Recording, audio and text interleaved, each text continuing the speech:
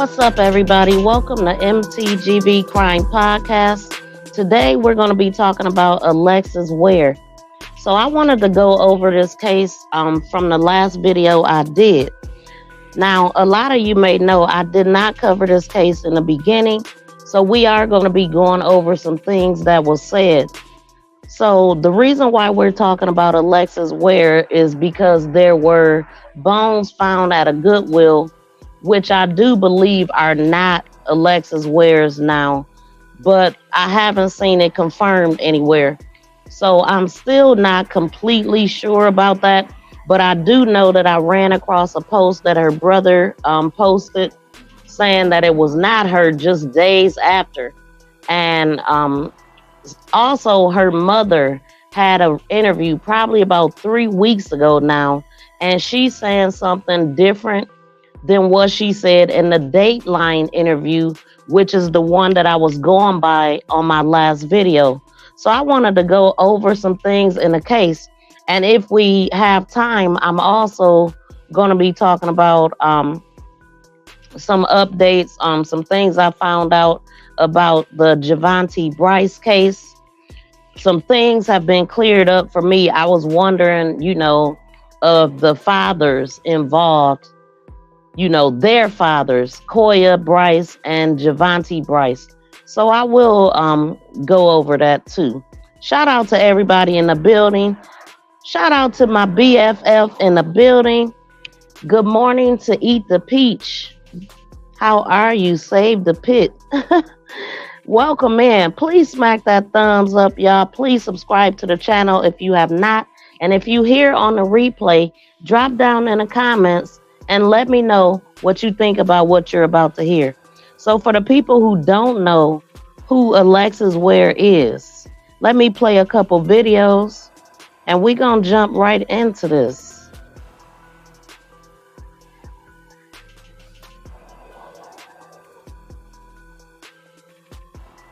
It is another twist in a developing story. A missing Greenville woman. Alexis Ware, last seen at the 7-Eleven on Highway 29 North in Anderson on Sunday, driving her red Honda sedan. Well, last night, that car was found several counties over in a rural area of McCormick, South Carolina. But Alexis is still missing tonight. The family tells us they were out searching the area early this morning, but how the car got there, what police found inside, and where Alexis could be at this hour, all still a mystery. Fox Carolina's Matt Koufax spoke with investigators and also got an update from her family tonight. He's live outside the Anderson County Sheriff's Office. And Matt, what did they tell you? Cody, Tori, certainly another twist, as you said, in this story. Detectives here at the Anderson County Sheriff's Office are still looking over 29-year-old Alexis's car tonight. Investigators dispatched down to McCormick. They towed it back to Anderson late yesterday. Now, they tell me they are still following up on any and all leads, but guys, obviously their search area is a lot wider tonight. Last night, from what I can gather, McCormick County was able to locate Miss Ware's vehicle. J.T. Foster with the Anderson County Sheriff's Office says the second Alexis Ware's car was reported found, they traveled over county lines to investigate. We sent detective personnel down there, met up with them, and a search warrant was executed on the car there. The car of the 29-year-old Greenville mother of two, last seen at a 7-Eleven in Anderson, was found by a resident on their property in a rural area of McCormick, but Alexis wasn't with it. Foster says Ware, who is well known in the Greenville community and has a large social media presence, is still considered missing. He adds anyone with information should call their offices. Do you all believe that she's still in Anderson, or could she be in the McCormick area, or is it kind of up in the air at this time? Right now, it's up in the air. I hate to say one way or the other. Alexis's family says they were in McCormick County early this morning, knocking on doors, handing out flyers, and asking anyone in the area if they've seen her. After we spoke with them yesterday, they say today feels more like a dead end. She means everything. I mean, she's, a piece of everybody's heart at this point, and we want her here so we can at least know she's okay. And if she do need help or a break, then, I want her to know that's okay as well. Follow any kind of lead or any piece of evidence that we can to try and get to the bottom of it. I did speak with Alexis's cousin Kayla again today. You just heard from her there. While she was on her way back from McCormick, she told me the family is still too distraught to give an interview on camera at this point, but she says they have not given up hope yet. It is another twist in a developing story. Now, that was a video from the beginning when this case first happened. And so that was from 2022. This is an updated video concerning the bones and why we're here. What made me even report on the last video. But I went back to some screenshots that I had before. And so we're going to pull some of them up, listen at what TJ has to say. And also, I was trying to find more information on his case because TJ has since been sentenced, from my understanding. The lady that was on my show last time, she said that he was sentenced to life, but I don't think he got life. I think he got like 13 years or something like that. So we're going to try to find more information. But also, I seen on Facebook that he made a post with his son. Let me pull that up right quick. So he made a post 2 days ago. I'm like, ain't he locked up? But I know they have access to phones and stuff when they are locked up. So let's see. Let me move this banner right quick. I hope y'all having a good day today. So it says, son, daddy miss you so much. I toss and turn at night, wondering how you are doing. Is you okay? I can't see that word. Hearing your little voice saying, daddy, I just love you. It breaks my heart for my baby boy has to go through all this trauma with his mom missing and his dad gone away. On top of that, grandparents gone away.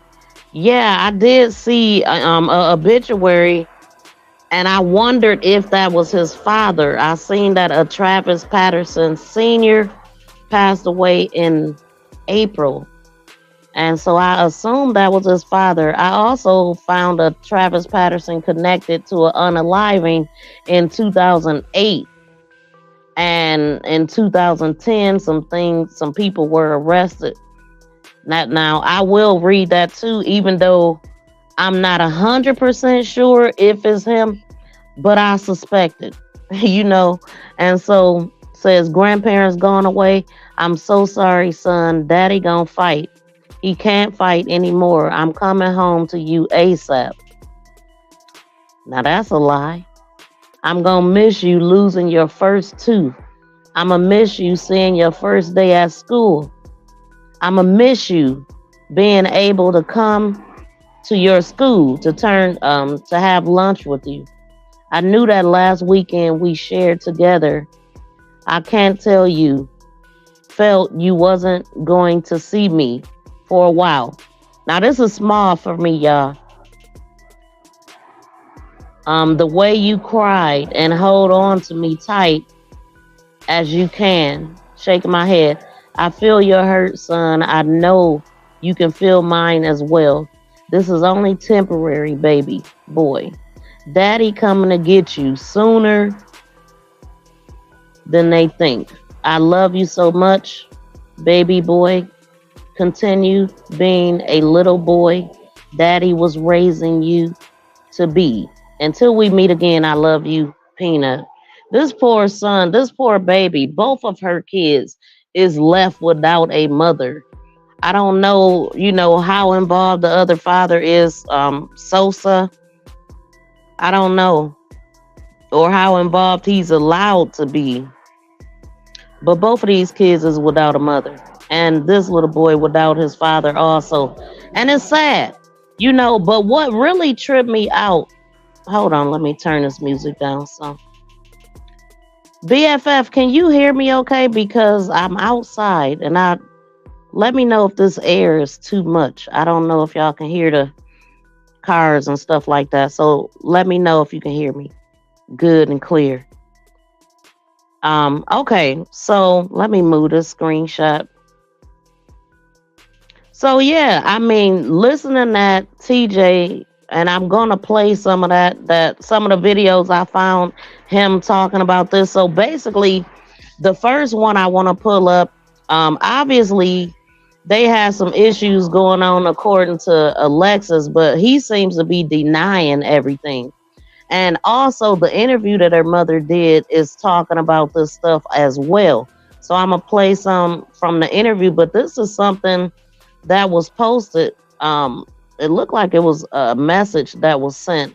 Let me get to this one first. So she had a bad black eye. Wait, can I make this bigger? They've been waiting for the day we say something to come defend this woman beaten ass. We needed proof, and now we have it. Difference is, y'all knew all along, and we found out yesterday. Right, they both put their hands on each other, and both got corrected every time. Why the F y'all not looking for her though? Did TJ tell you this side? So TJ ever come home looking like this? That's the thing, girl. He's so controlling. I can even I can't even like a nigga commenting on my pictures and better not respond or get cursed out like a dog for liking a pic, a end pic, a Inga. The first one caught me off guard. The Inga pic, cause I ain't read this stuff.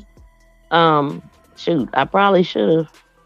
For liking an Inga pic, he know.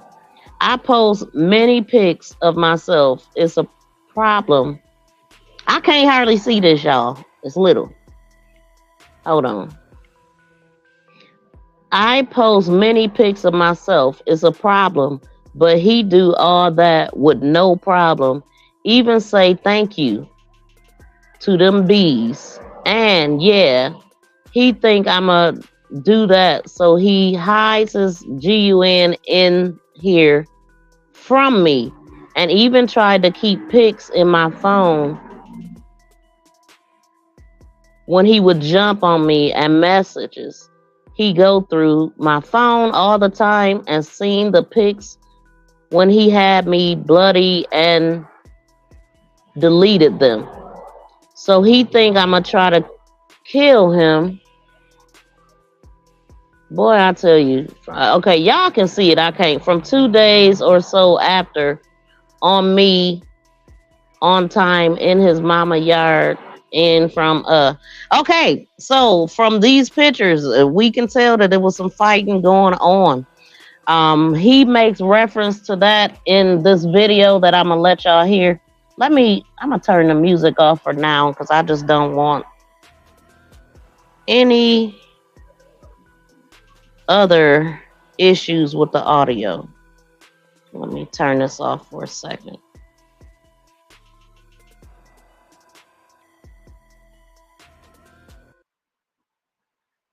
Okay, and also let me look at the comments. Okay, BFF laughing at me. She said the audio sounds clear. Thank you so much. Okay, cool. Okay, y'all, please smack the heck out of that thumbs up. I'm gonna have to start talking about this bad.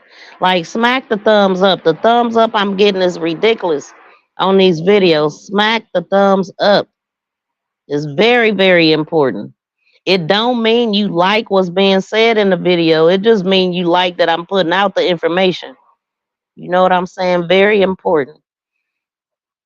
Alexis Ware, this is who we talking about.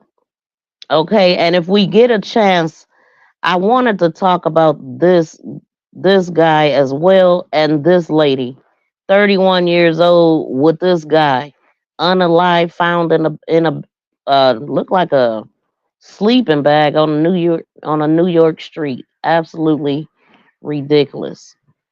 And also, so these are the three ladies we gonna touch on if we don't run out of time. So let me see. I think I'm going to I'm gonna play TJ's video I found. Hold on. I've been going out there since October. I want the ex on that video camera. I don't know who she talking about, the ex beating on her. Man, listen. I've been going out there since October. We ain't even getting to no application since I've been up there. Hell, she had access to everything. All my social media. What the hell? I can't go nowhere. So what? She got to be talking about somebody else. Somebody else must have been up there. They'll show with me. You feel me? So like, come on, man, stop all that cap talk, man. I've been holding back, remaining humble, not saying shit, because I know the truth and God know the truth. You know what I'm saying? Stop bashing my name, bro. Trying to kill my character. Y'all want me to cut up. I'm not going to cut up. I'm not going to leave my son. I ain't going to leave my family again. I done gave them people 9 years of my life. That shit over with. Dang, he already gave him 9 years of his life and he back in jail. So, yeah, don't sound good. Now, the interview that her mother had, she literally talks about a lot of this stuff and she totally is debunking what he's saying. This was all allegedly, this was all about his son because Alexis had told him, she said she made the horrible mistake of telling TJ that she was moving to Atlanta. And so in the Dateline interview, oh my God, in the Dateline interview, she said that she didn't think it was TJ. That wasn't TJ. You know, she was kind of saying all of that. And then in this interview, she just said that she had time to think about everything and all of the stuff. And some of the things she didn't know, like when he was locked up, she even helped him get out. She helped Alexis get him out. She said she didn't know about the abuse and all that stuff till later. So after all of this happened, and she started seeing pictures posted on Facebook and stuff. That shit over with. And so you ain't never took care of no Naomi, so stop acting and getting on Facebook, carrying on like he was this, that, and the third.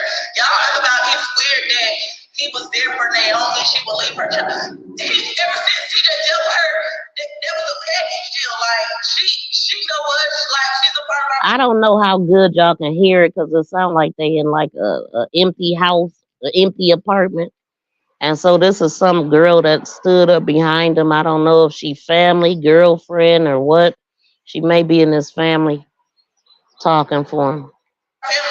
She's talking to Sosa is the other child's father. Naomi is her other child. I don't even care what they flip it. I mean, they been flipping the stories. I ain't care nothing about no flipping. You know what I'm saying? The truth is the truth. The truth is the truth.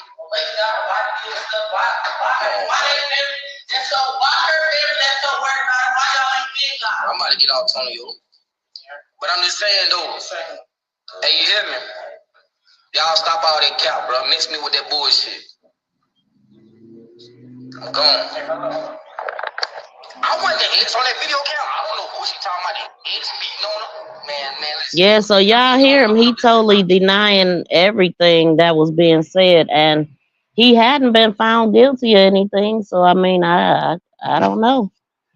I mean, he could. It ain't too late though. They did say that they were still. Shout out to E Money. They did say that you know, I heard that he was ruled out. They said that it wasn't him, but then in another video they said that you know, they'll look at all possibilities still until the case is solved. So hey, if they find enough on him, then it is what it is. But until then, that's what they saying. But it is a lot of information out here, and it's hard to defend this because he actually, I mean, it appears that she was being hit on. I mean, I don't know if that was, I don't think that was eyeliner on her eye there. So here's another video of some things he's saying.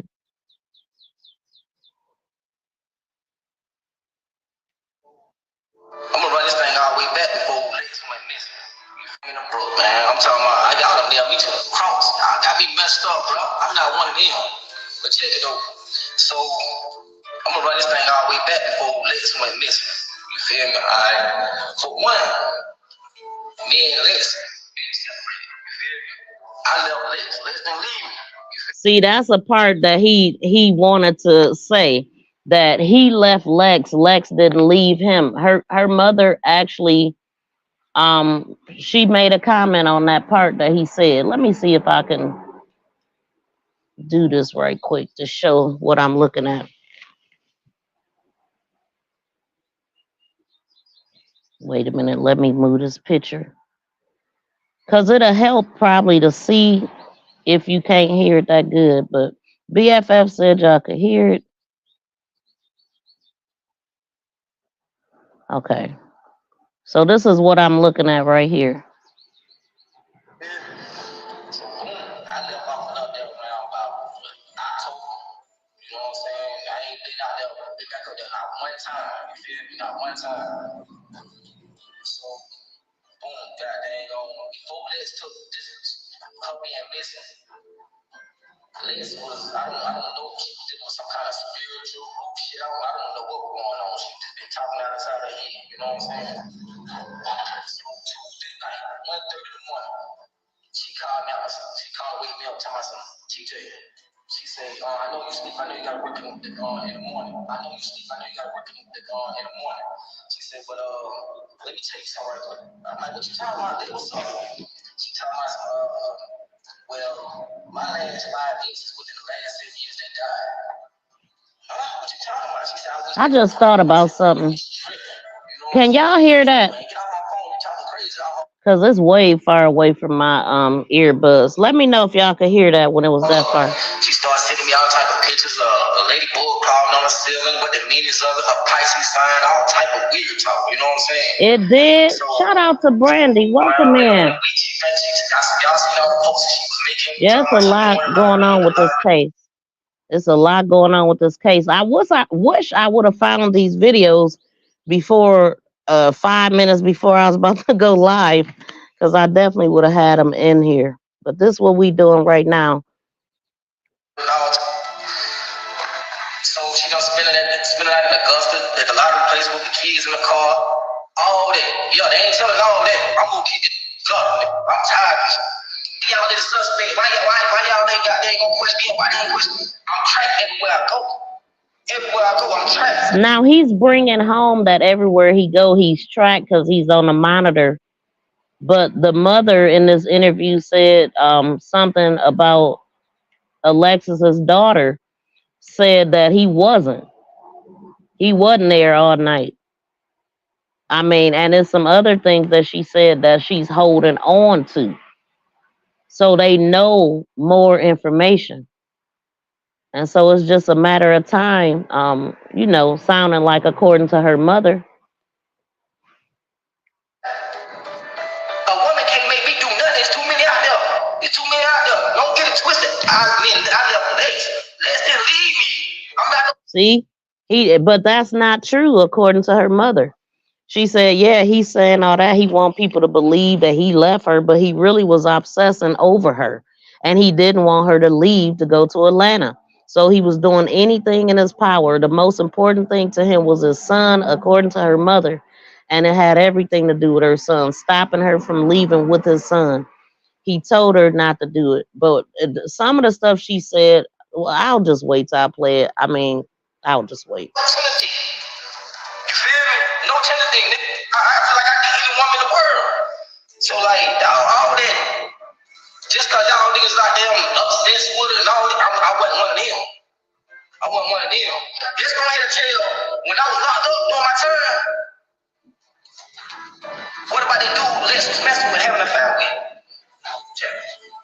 What about that? Ain't nobody speaking on that, is it? So he's implicating somebody else. What about that dude Alexis was having an affair with when I was locked up? I don't know who he talking about, but everybody is saying him, and because she was speaking on him right before this happened, and she actually was like trying to get away from him in a way. But that's the part that don't make sense to me, because if she was having issues with him, and if she was really not want to be around him, and he was doing all of this stuff to her, why would she get out of her bed after talking to her mother? No, first, Lex was just leaving her mother's house.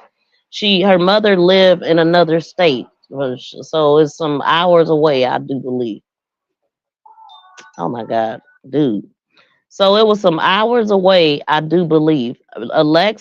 Alexis told her mother she was exhausted. She was going home. She was going to bed. Her mother said she called her around 3, or when she thought she would be home. Alexis was home and she was in her bed. So she don't understand how Alexis went from her bed to meeting TJ and all of the stuff that happened. She said because she didn't know nothing about it, Lex didn't tell her nothing, and she didn't know until TJ called her asking if she seen Lex and told her Lex told him she was going back to her mother house at some point. And she was like, that don't make sense because she had just left my house from staying. She stayed a few nights at her mother's house.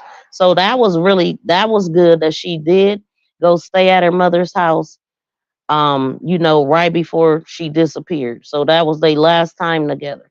And she said she was tired, she was scared, she was talking about this black truck, she was worried about protecting her kids and all of this stuff. Sex with her. Y'all seen the messages? She saw me. Oh, and she was saying that somebody kept calling. How do this person keep getting through? How do they keep getting through? And I'm blocking their number.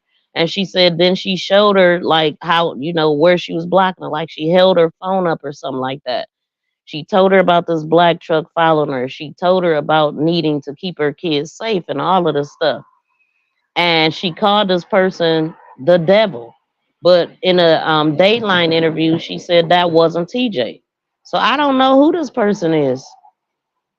Welcome in, everybody. Please smack the thumbs up because I have been lacking on thumbs up over here. We need to get them thumbs up.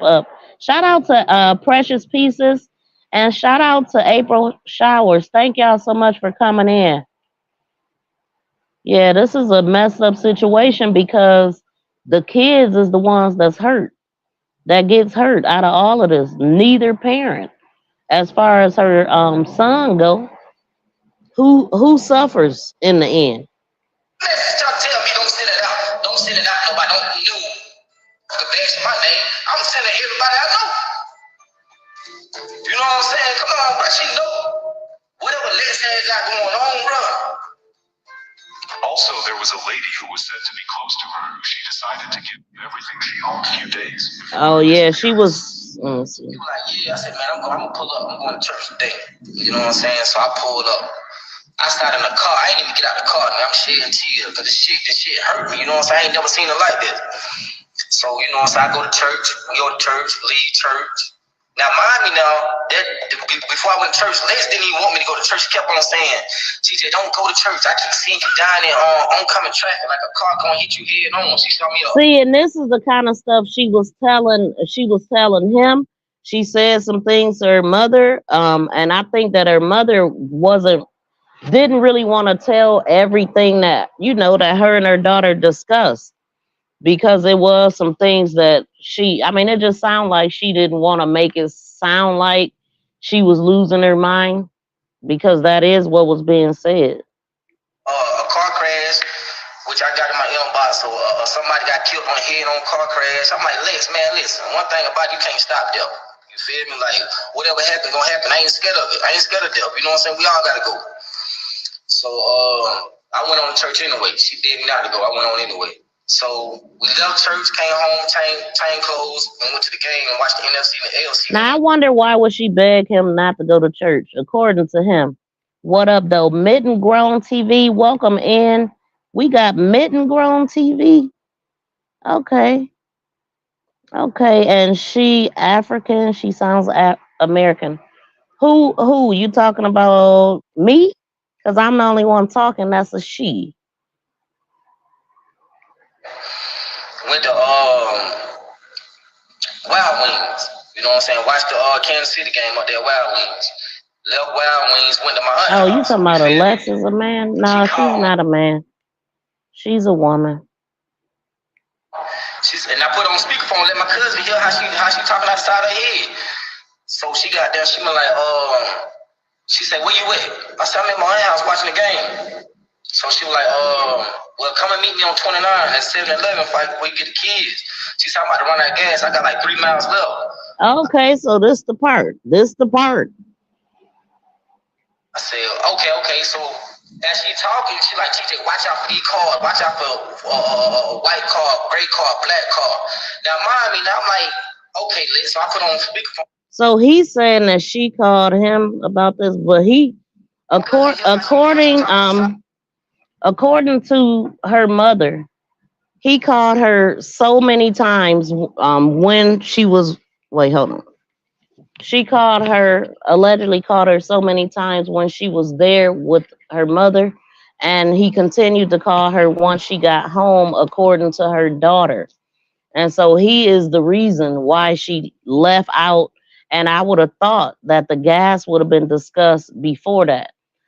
I'm assuming that the gas would have been discussed before that. If she needed gas to get to him, you wouldn't be driving somewhere that nobody knows that you're coming to.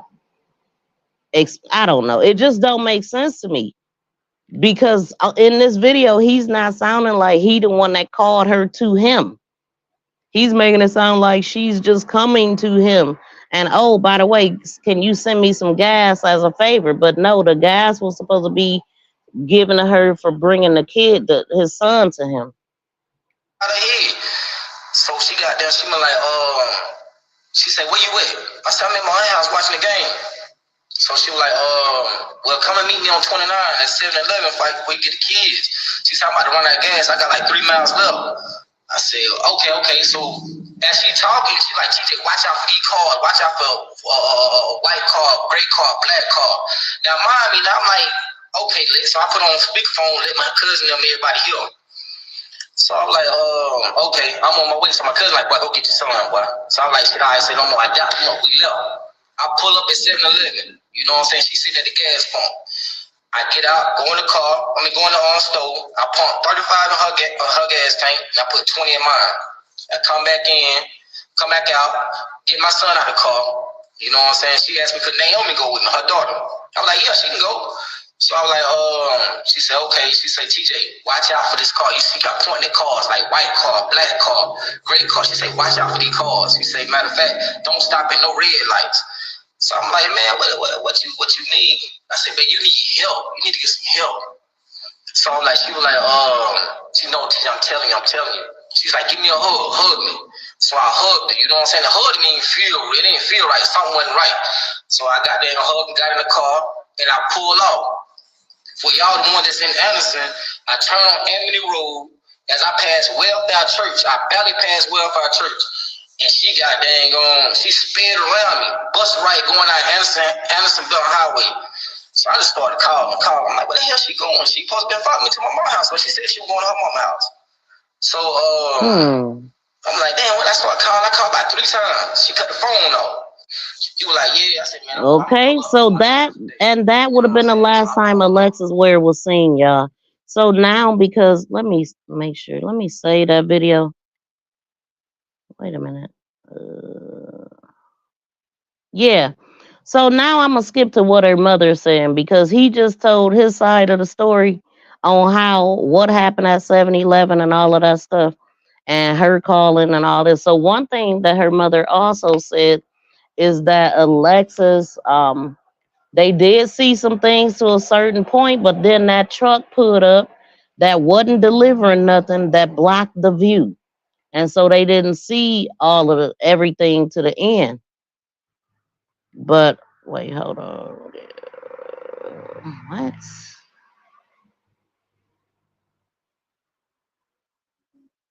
Get out of here. Okay. All right. So let me play a couple videos that I do have in here right quick. And then I'm going to pull up the video from her mother. There's a box sitting over there beside the Goodwill. It's got suspicious bones in it, and they got like 2 human teeth in it. A human remains outside a Goodwill in Anderson. Tonight, Fox Carolina News is learning more details about the discovery through newly released audio of those 911 calls.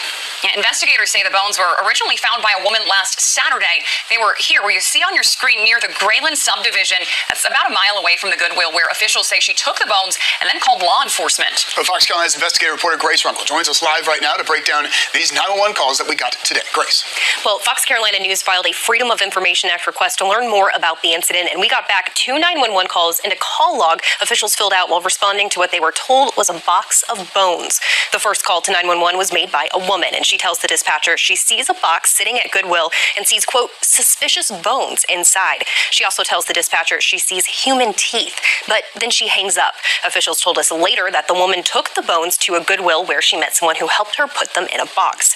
2 minutes later, another 911 call, this one from a man saying he had the box of bones at a gas station. He didn't have a phone on him, so he had to call using the business's phone. The caller stays on the line this time, and the 911 operator asks him to describe what he sees in the box.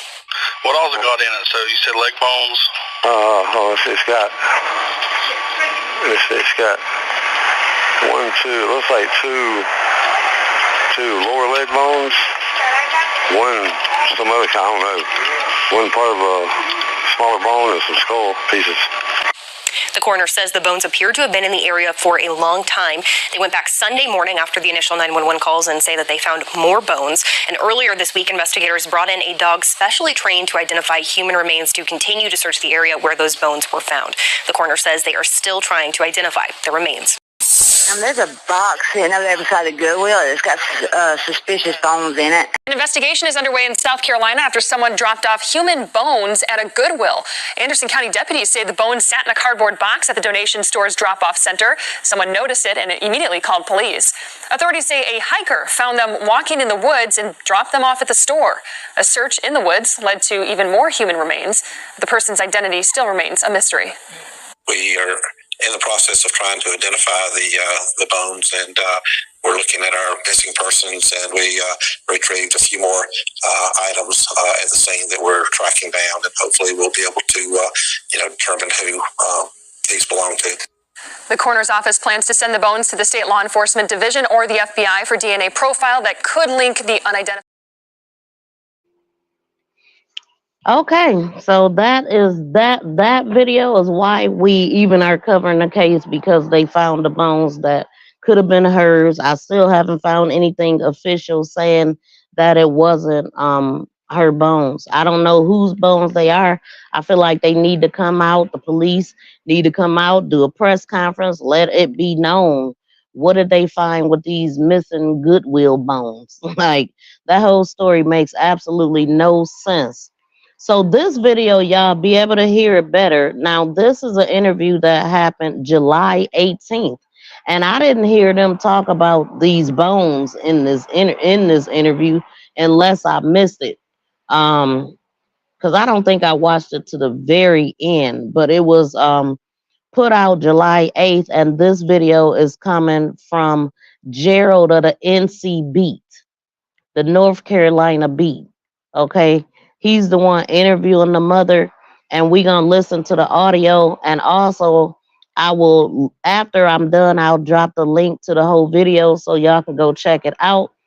So let's listen. This is fair use. We just listening for educational purposes. Nothing entertainment about it, even though that's what the fair use things say. News reporting, documentary, and just for awareness, to know what's going on in and around. A lot of Black women are coming up missing, never to be found, not being treated seriously as most other cases. And so we like to bring awareness to cases like this. And we thank Gerald of the NC Beat for interviewing her mother, Alberta Gray Simpkins. Can you tell us about when you were told about the fingerprints being found in her car? In one of the meetings that we had. Okay, in one of the meetings that you all had. And did they tell you, like, where exactly in the car did they find the fingerprints, or on the outside of the car? Only in the driving area. Oh, in the driving area. Now, for Ms. Alberta, for people who don't know who you are, can you just kind of tell us who you are and how your fight for your daughter has been going since 2022? Well, I'm Alexis' mom. Alexis is one of BFF. Can y'all hear it good? Let me know.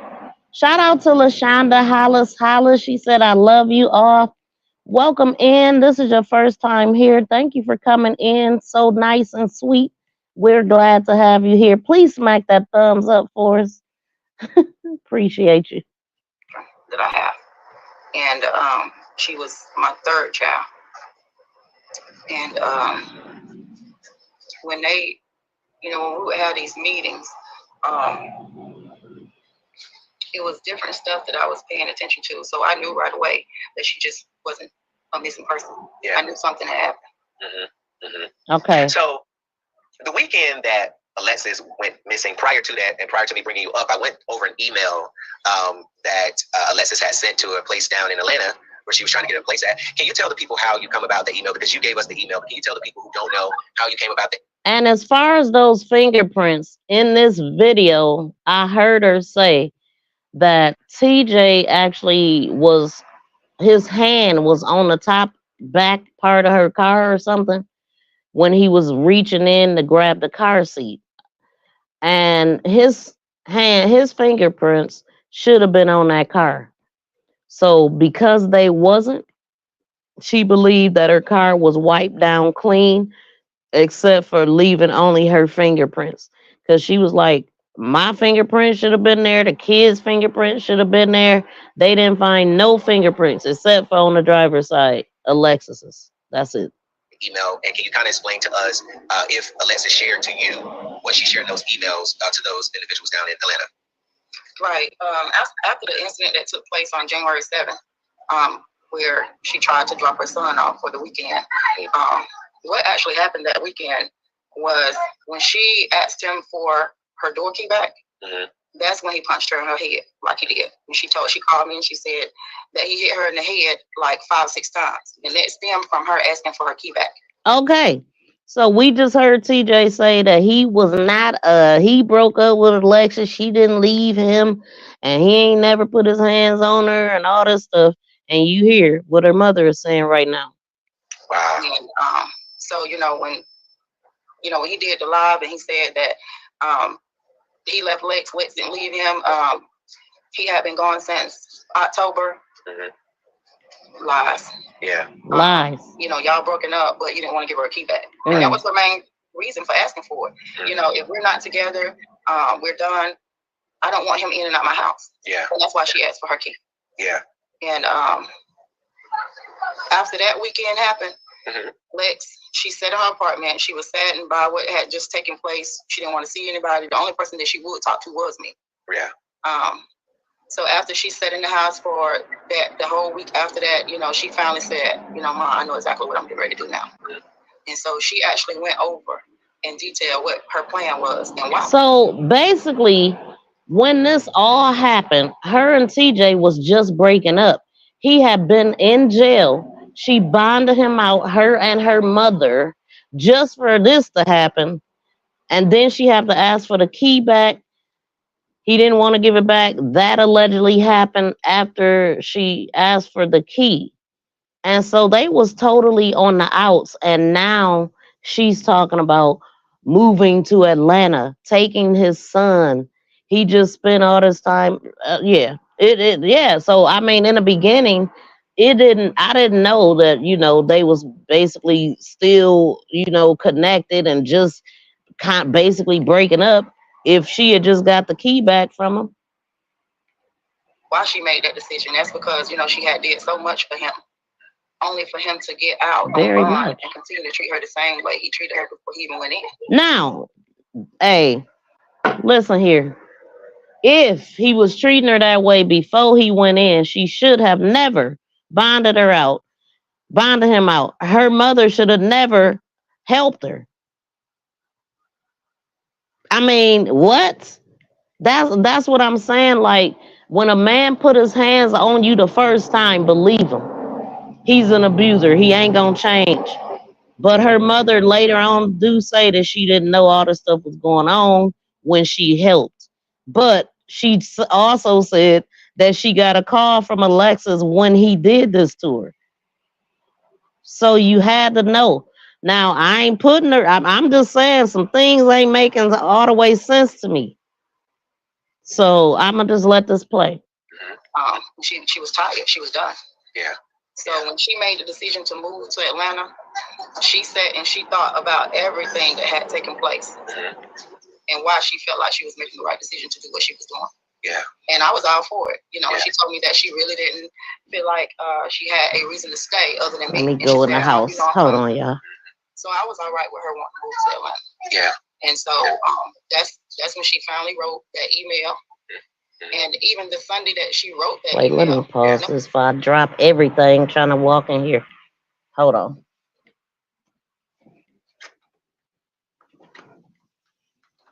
Ah, dang, this thing hurt. I gotta put everything down to open this door. Ouch, about to break my wrist. Hold on.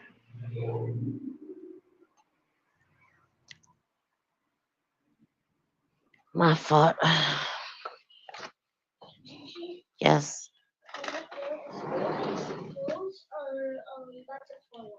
Hmm? It'll be okay. Till I get off, I'm live. I'm still working. Go watch TV.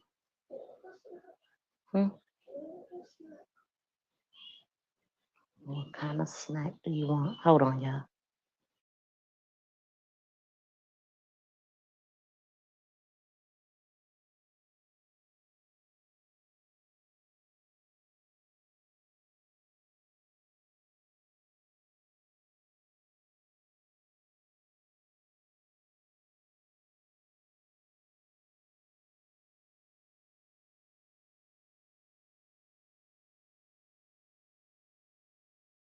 It is another twist in a developing story. A missing Greenville woman.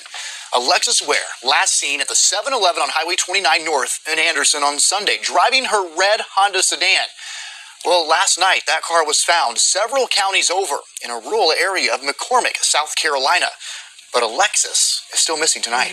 The family tells us they were out searching the area early this morning, but how the car got there, what police found inside, and where Alexis could be at this hour, all still a mystery. Fox Carolina's Matt Koufax spoke with investigators and also got an update from her family tonight. He's live outside the Anderson County Sheriff's Office. And Matt, what did they tell you? Cody, Tori, certainly another twist, as you said, in this story. Detectives here at the Anderson County Sheriff's Office are still looking over 29-year-old Alexis's car tonight. Investigators dispatched down to McCormick. They towed it.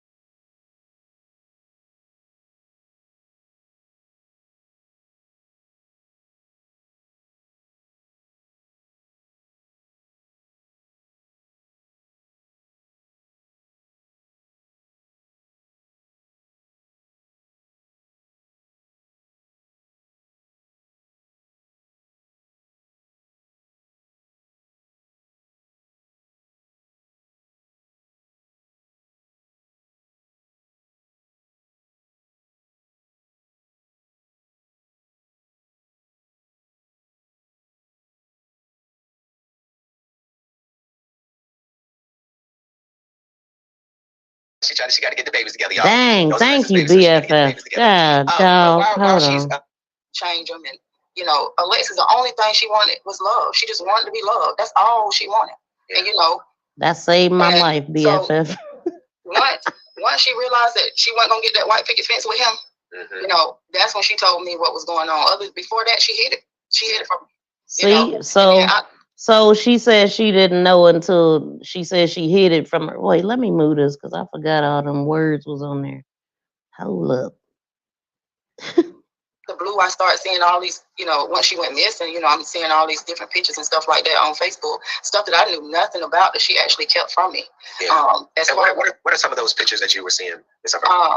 Well, the first one that I saw with the blood running down her face, I actually saw that firsthand because when I talked to her that night, you know, I'm looking at her face. You know, we talked on video.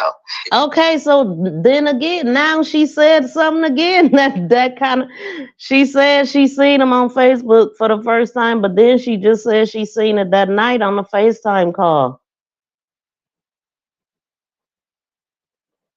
And you know, if it has happened before that, she never would have called me. Wait, let me play that again. Hold on. But I actually saw it the night it actually happened, and she said, I ain't even got to play it again because she just said it again. she was waiting for the police to call, and she said, "Mom, I'm just tired. I'm tired. All I want to do is co-parent. You know, why is it that we can't be grown adults and co-parent? You know, why did he think he got to put his hands on me? And I'm just tired of it." So she actually sat in his mom and dad's yard for the police to come, and of course, you know, they lied for him. Yeah. But once they got there, they lied for him. But, you know, yet and still, they the first ones to go on social media and say that. Was this before or after she and her mother bonded him out? Because this black eye and the blood running down her face is two different incidents. Hold on, let me do something.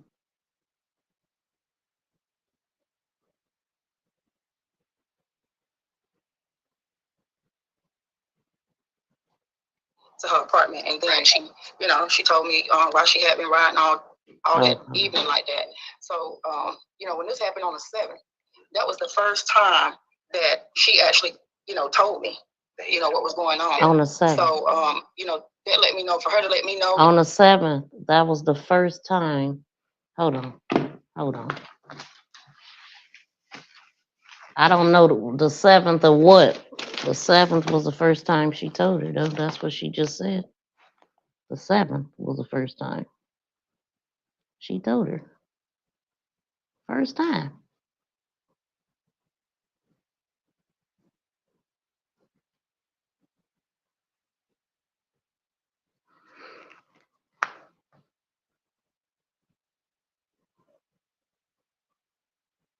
I want to see anybody. The only person that she would talk to was me. Hold on. And I wanted to bring you back up here again so that we could talk about a story again and see if there's any updates or in the case. Before we jump right in, I wanted to basically just say that according to you, Ms. Alberta, when we last talked, after your daughter had left this gas station and she supposedly was following Travis and went around him and made this right at this traffic light, her car was later found, what was it, like 2 days or 3 days later? Yes, February 2nd. Yeah, February the 2nd. Her car was found, and they found her phone, her bonnet. They found clothes in her car, and the car was actually found in Abbeville, correct? No. Okay, well, in McCormick, excuse me, in McCormick, I'm sorry. It was found in McCormick. Now, they did find fingerprints, and we do know that there has been a lot of speculation online about who the fingerprints belong to, and then at one point, the police did not say who the fingerprints belong to, but according to you, the fingerprints, or the only fingerprints that they said they found was those of Alexis, right? Right. Can you tell us about when you were told about the fingerprints being found in her car? In one of the meetings that we had. Okay, in one of the meetings that you all had. And did they tell you, like, where exactly in the car did they find the fingerprints, or on the outside of the car? Only in the driver area. Oh, in the driver area. Now, Ms. Alberta, for people who don't know who you are, can you just kind of tell us who you are and how your fight for your daughter has been going since 2022? Well, I'm Alexis' mom. Alexis is one of 7. Good question, BFF. I don't know. And then this email that she's talking about and stuff, it's like a little confusing. Just a little bit, like, as far as the dates, when, who knew what, and him getting out of prison. I mean, because we heard him say he gave them folks 9 years of his life. Then he has this ankle bracelet. He was bonded out by Alexis Ware and her mother.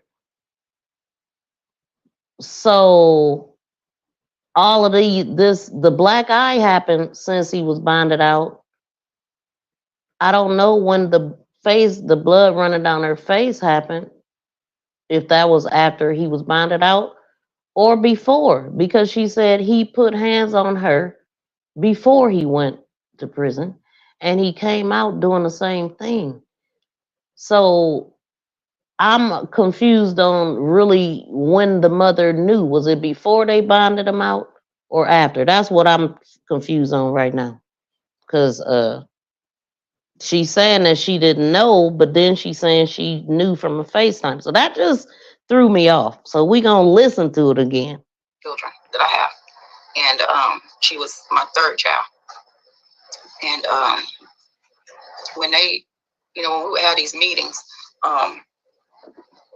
it was different stuff that I was paying attention to. So I knew right away that she just wasn't a missing person. Yeah. I knew something had happened. So the weekend that Alexis went missing, prior to that, and prior to me bringing you up, I went over an email that Alexis had sent to a place down in Atlanta where she was trying to get a place at. Can you tell the people how you come about the email? Because you gave us the email. Okay, so this the email BFF is saying, what's the date? I think, oh, you said the attorney, the receipt dated for the attorney. Oh, okay. You came about that email, and can you kind of explain to us if Alexis shared to you what she shared in those emails to those individuals down in Atlanta? Right. After the incident that took place on January 7th. Oh, January 7th. January 7th is when is the incident that he put his hands on her, I guess, when she wanted her key back, I'm assuming. She tried to drop her son off for the weekend. What actually happened that weekend was... This is the incident that happened on January 7th. What you doing? Okay. She asked him for her door key back. That's when he punched her in her head, like he did. And she called me and she said that he hit her in the head like 5-6 times. And that stemmed from her asking for her key back. Wow. And, so, you know. So, I mean, if all of this happened when right before she came up missing, of course he would be the #1 suspect. So he punched her in the head on January 7th when she was trying to drop the kid off. I wouldn't have never tried to drop kids off again. You know what I'm saying? I wouldn't have met him nowhere. He like punching people in the head when you drop the kids off. That's what I just heard. You know, he did the live and he said that he left Alexis and leave him. He had been gone since October. Lies. Yeah. You know, y'all broken up, but you didn't want to give her a key back. And that was her main reason for asking for it. You know. Okay, so he did say that he had been gone since October. We heard him say that. So between October and January, they still was communicating. If he was gone in October, he wasn't all the way gone because he still had her key. You ain't gone unless you turn in the key. You know what I'm saying? So he didn't want to give up that key in January. Did she get it after getting all them knocks over the head? So I mean, all right. So he's saying October. They broke up. So this sounds like a nasty breakup. You know what I'm saying? So meeting the kids was a scary thing. I sure wouldn't have got out of the bed. Oh, that receipt show 131.21. Oh, you talking about what's on the screen right now?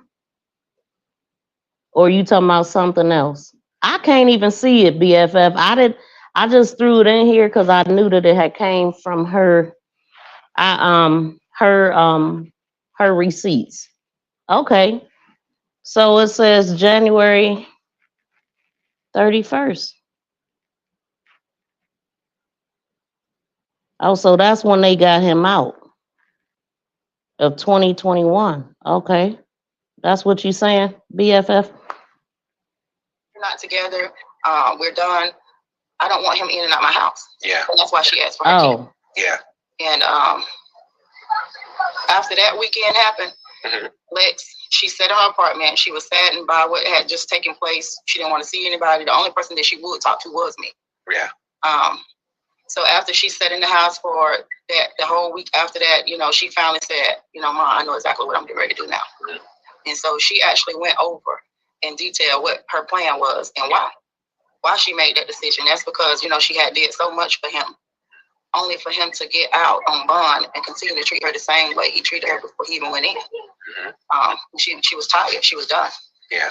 So when she made the decision to move to Atlanta, she sat and she thought about everything that had taken place and why she felt like she was making the right decision to do what she was doing. Yeah. And I was all for it. You know, she told me that she really didn't feel like she had a reason to stay other than me. And she said, Mom, you know I'm coming. So there's the receipt. Okay.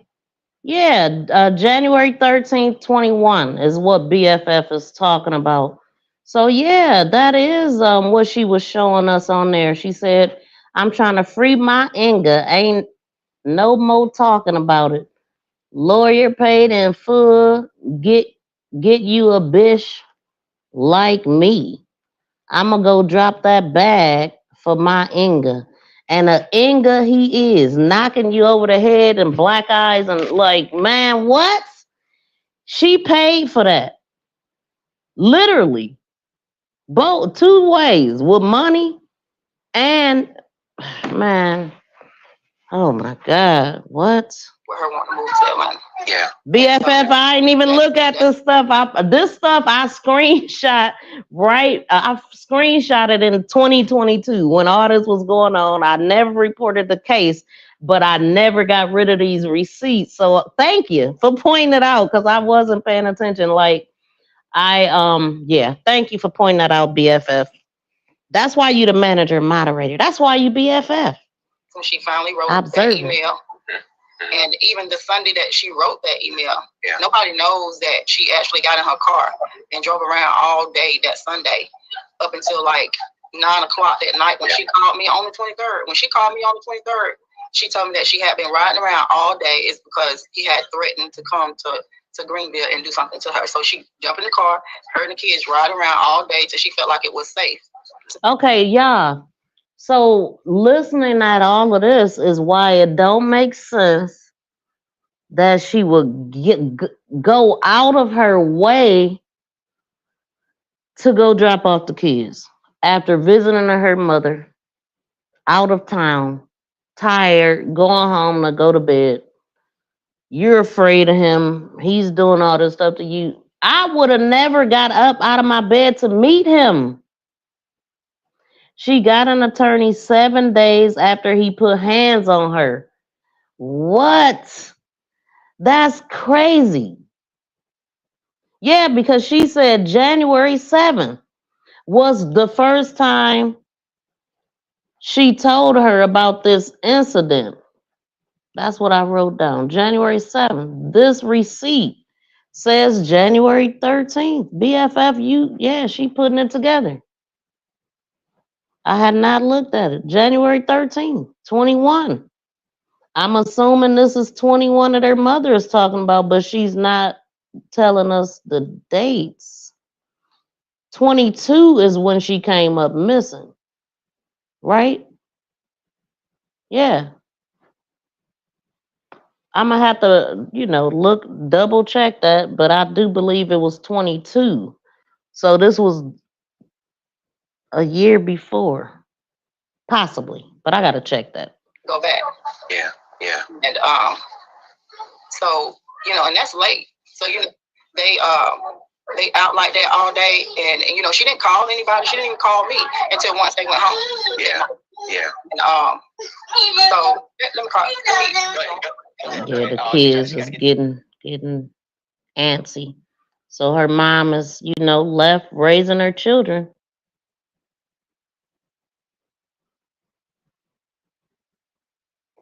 On that same day. Now, we're going to get a little bit more into that in a few moments. Okay, Miss Alberta, you are ready? All right. Yes. All right. Go ahead, finish back off where you was at, Miss Alberta. So, like I said, she didn't call me even that night until once she got back to her apartment. And then she told me why she had been riding all that evening like that. So, when this happened on the 7th, that was the first time that she actually, told me, what was going on. Yeah. So, that let me know, for her to let me know that this had been going on throughout their relationship, she was tired. Yeah. She was tired. She was So she is saying that's the first time she knew about it, the 7th, the incident. I don't know if it was a 21 or 12. Nah. Well, yeah, I don't know if it was 21 or 22. But yeah, I'm just saying if he was abusing me like before he went in, good luck. The lawyer just broke us up. I mean, the judge just broke us up.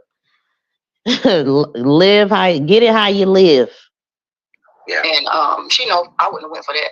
I would have never went for that. Mm-hmm.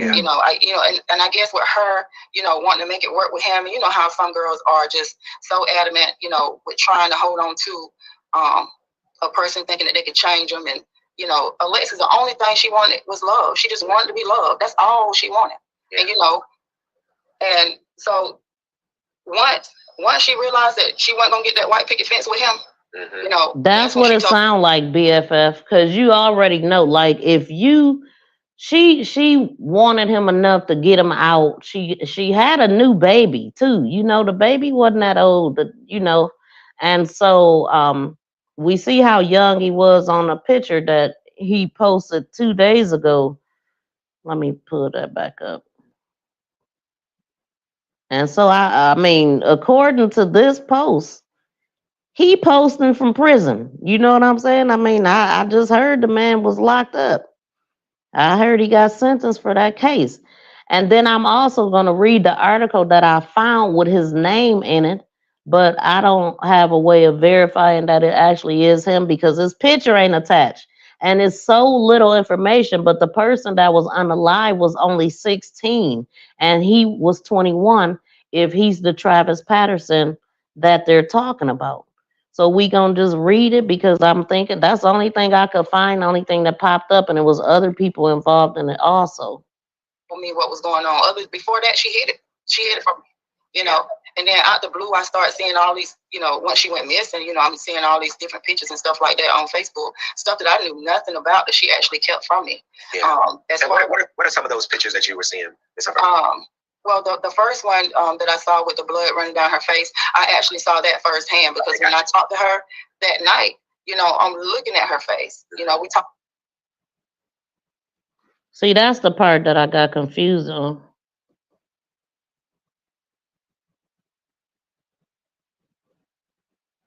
Evening like that.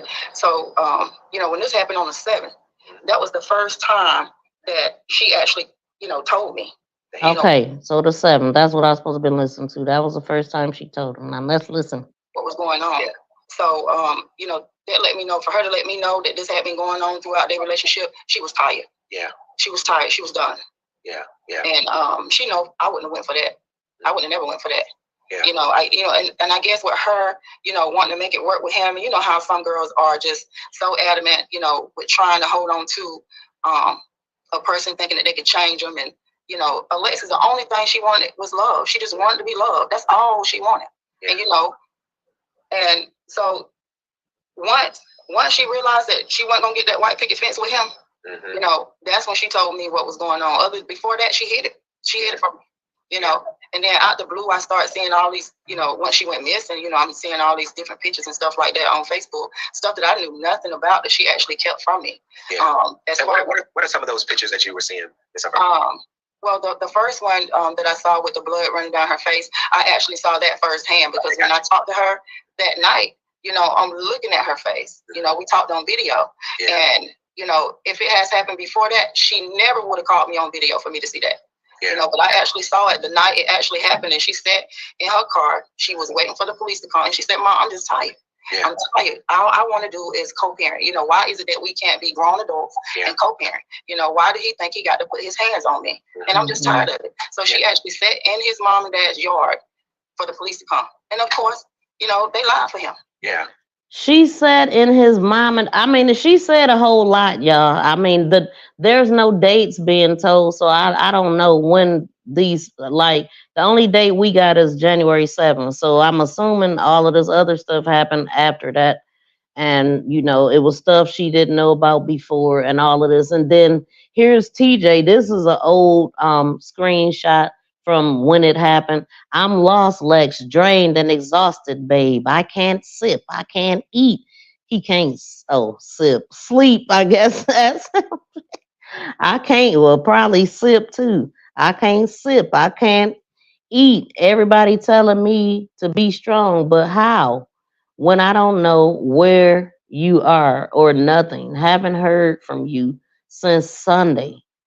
When I look at my son, not our son, I'm looking at you. I break down and cry. This shit hurt. I feel your energy telling me you fighting and holding on, waiting for us to find you. I'm not giving up, Lex. I swear I'm not." Now that part didn't need to be added. That part was extra. Okay? That part was extra. I'm just saying this part. I'm not giving up, Lex. I swear I'm not. Anyway, we coming, babe. help bring Lex home. Why he didn't bring that hashtag together so it could come together as a real hashtag? He got hashtag with spaces. I know he been locked up and all, but anyway, it make sense in relation to what her mother's saying, but this is just confusing because all of the stuff her mother's saying, some of the stuff she knew about prior to, but when Alexis went missing, she was still cool with him. She wasn't thinking it was him. She now saying that, but in the beginning she wasn't, and in the Dateline interview she wasn't, but now she is. But once they got there, they lied for him. But yeah, and still they the first ones to go on social media and say that TJ and his family loved her more than her mom and her own family. Now But his family watched him beat her. And then lied for him. Yeah, and she said even that night, his mom lied for him and told the police that she hit him first. She never hit him. She never hit him. But they actually lied for him and said that she hit him first. She even told me that when she was trying to get out the house, get away from them, she reached for their house phone and they said, everybody's screaming, get the phone. She's trying to call the police, and I'm like, I told her that night, keep your ass out of Anderson. Okay. That boy would kill you and his family would cover it up. And I told her that night. Yeah. That night. Now, what date was that? I wish I had a date for that. Because that was a whole lot of drama. And his family, which, according to what I found, it appears his dad has passed away as of April 24th of this year, something like that, 25th, same exact name. When I was looking for him, that popped up. So but his father was alive at this time that she's talking about. But as far as his child, she wouldn't have never kept his son from him. Never. She had no, she had no intentions to try to keep his son from him at all. And she even said it in the email. She said that she would meet off the highway, in Anderson or in a place between Georgia and wherever he lives, so that they can exchange the son. But she would never go back to, the house because the opportunity to, jump on her. Now, even though she spoke about the GPS monitor. Yeah. So she thought she was good because she had this GPS monitor. Yeah. Yeah. But she really wasn't. Yeah. She really wasn't. Wow. So she sends this email on the 23rd. And for all of those who don't know, 29-year-old Alexis Ware went missing on January the 30th, 2022, after she was last seen at a 7-Eleven gas station on Highway 29 North in Anderson, South Carolina. She was last seen with her baby father, her son's father, Travis Patterson, who you see right here, Travis TJ Patterson. Okay. And it's just so many moving parts to the story. She has not been seen since, and we're about to walk through this story. Now, Miss Alberta, 6 days before she comes to your house for the weekend, your granddaughter, your grandson comes down with her on January 28th, right? So January 28th. Okay, hold on. January 28th.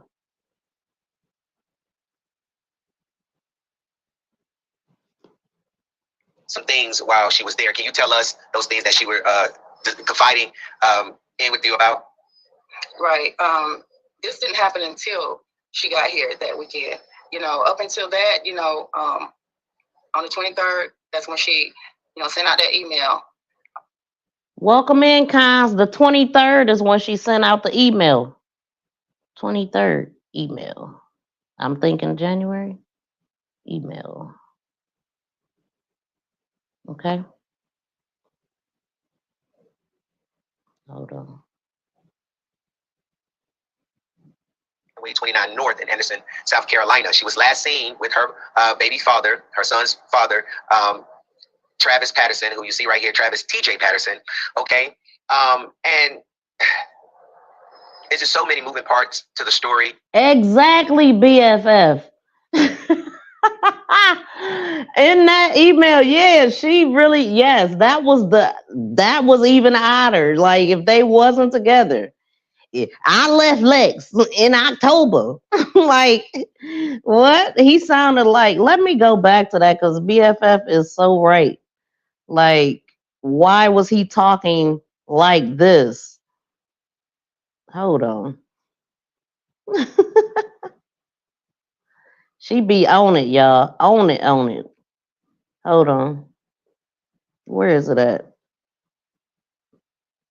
All these hearts. Yeah. All these hearts and babes. And can't sleep and sit, crying and stuff, breaking down, feeling her energy that he said was speaking out of her mind. Like, yeah, BFF. Like I said, that's extra. That's extra right there. Mm-hmm. She's not been seen since, and we're about to walk through this story. Now, Miss Alberta, 7 days, 6 days before she comes to your house for the weekend, your granddaughter, your grandson comes down with her on January 28th, right? So can you, Alexis did tell you some things while she was there. Can you tell us those things that she were confiding in with you about? Right. This didn't happen until she got here that weekend. Up until that, on the 23rd, that's when she, sent out that email. On the 25th, she was approved to break her lease and move to Atlanta, where Okay. So the 23rd, she sent the email, but that was about the apartment, not the lawyer. I think that's what you was asking before, BFF. So she's talking about the Atlanta apartment email, 25th. Case manager that she would have got once she got to Atlanta. Yeah. They all three were on the phone on the 25th. The case manager in Greenville, the one in Atlanta, and the apartment manager where she stayed, all three were on the phone together. And they pushed until they got her approved to vacate her apartment and move. So it's like they were moving her as a victim, like moving her fast, getting her to safety, is what it sounds like. Atlanta by 12 noon on the 25th. Alexis made the fateful decision to tell TJ Patterson. Why would she do that? Why would you do that? I'm not blaming her for what happened, but why would you tell the person that's harming you that you're leaving? I just don't understand that. Did she say it out of anger? Was she one of those females that's like in your face type of thing? Like one up on you type of female? Like, why would you tell him that if you're afraid? And her mother even admit that it was a bad decision that she did that. I don't get it. Shout out to Natasha. Thank you so much for coming in. Yeah, that just blew me away. He did all this and she told him. Maybe it was one of them things like, yeah, that's all right. In the end, I ain't gonna have to deal with you too much longer. I don't know, but why would you tell him? Like all of this stuff, if I'm looking at this right, well, no, January 7th and all of that stuff was, that was the first time her mother was told by her and that he was. So I got January 7th as a abuse date. January 13th was the. No, that couldn't be this January 7th, I think, is the year before or something. Yeah, because I got the 21st, 2021. So I guess everything happened in January because so she said January 7th was the first time that she knew about this stuff, and then January 13th was, what was that date? That was when she had that receipt for him. Let me pull it up because we looking at these dates. BFF pointed it out. I hadn't even paid attention because I was just putting these things in here from when I screenshot it. So that's January 13th of 2021. So yeah, so now things is happening in January of the next year when she came up missing. Her car was found February 2nd. I heard her mother say that. And then they, I forgot the date when they seen her car in the apartments after she put off from that gas station. And so all of this stuff is happening in January. Wow. Okay. She was moving to Atlanta on the 26th. On the 26th. She was supposed to move on the 26th. She shouldn't have never told him. Yeah. Never. Because he already had the mindset that she was going to try to take his son away from him. Yeah. And people think, that granddaughter knows something and they making her be quiet. I'm not making my grandbaby be quiet. My grandbaby keeps telling me the same thing over and over and over and over. Can you tell us what she told you? One of the things that she told me is that when her mom told TJ that she was moving to Atlanta, he told her, Lex, do not try to leave town with my son. or I'm gonna hurt you. Okay. I'm gonna do something to you. Okay. That's coming from Alexis's 9-year-old daughter at the time. She's 11 now. And she's still saying the same thing today. Yeah. He said that to her on the 26th. 26. There are some things that took place on the 28th. 26 and okay. So 26th of January, he threatened her. And then on the 28th of January, what happened? Leading up to her disappearance. Yeah. And so when they tried to play her for crazy, Leading up to her talking about her disappearance. riding around, all that was a factor. It was some stuff that happened leading up. Hold on. This is what I do when I'm on my own, y'all, but I'm just a little late with this. To vacate her apartment and move to Atlanta by 12 noon on the 25th. Alexis made the fateful decision to tell TJ Patterson that she was moving to Atlanta on the 26th. On the 26th. Right. She shouldn't have never told him. Yeah. Because he already had the mindset that she was going to try to take his son away from him. And people think, oh, that granddaughter knows something and they making her be quiet. I'm not making my grandbaby be quiet. My grandbaby keeps telling me the same thing over and over and over and over. Can you tell us what she told you? One of the things that she told me is that when her mom told TJ that she was moving to Atlanta, he told her, Lex, do not try to leave time with my son or I'm going to hurt you. Yeah. I'm going to do something to you. Yeah. He said that to her on the 26th. There are some things that took place on the 28th leading up to her disappearance. Okay, so she's not telling us about these things that happened on the 28th. Things that took place. We don't know what that is. Okay. Yeah. And so when they tried to play her for crazy, talking about her riding around, all that was a factor. Yeah. She was scared. She was scared. So she rode around, all day that Thursday. All day that Thursday, she rode around. Now, what day was it when she met him? It was a Sunday because TJ said and he ain't seen her since Sunday. Let's pull that back up. It was a Sunday. So from what? Well, did I just say Tuesday or Thursday? To Sunday, she was good enough to go drop him off, her child, to this man that she was afraid of. Y'all, forgive me if I'm crazy because this just don't make sense. If I'm scared of somebody, I'm not meeting you nowhere, not even in a public place. And another thing, I'm damn sure not giving you my kids, especially my daughter that's not yours. If I'm afraid of you, I'm not giving why wouldn't she leave her kids with her mother? She had just left her mother that day. Why wouldn't she just walk out and leave her kids safe? Why would you leave your kids with a man that you're afraid of? And then make it make sense, y'all.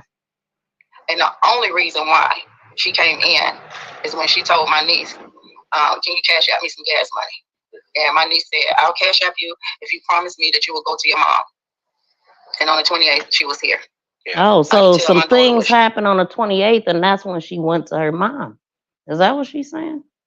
Yeah, because she asked for gas money, and they told her, yes, I'll give it to you if you go to your mom's.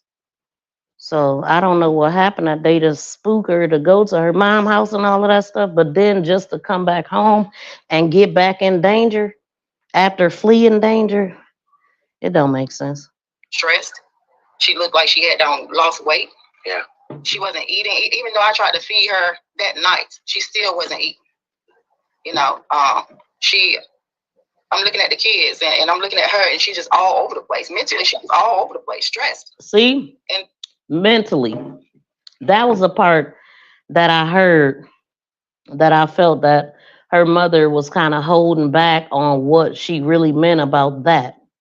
Because AKA talking out of her mind, maybe, that's what TJ said. And it sounds like she was from the surveillance video of the neighbor. That's why I'm saying that. It seems like she was just saying weird things that didn't make sense.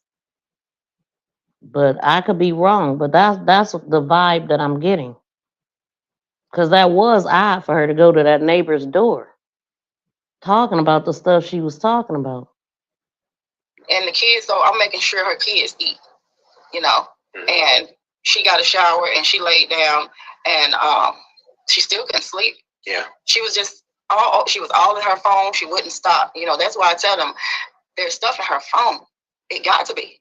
You know, I watched her on her phone the whole night. Yeah. You know, and even that Saturday, all day that Saturday.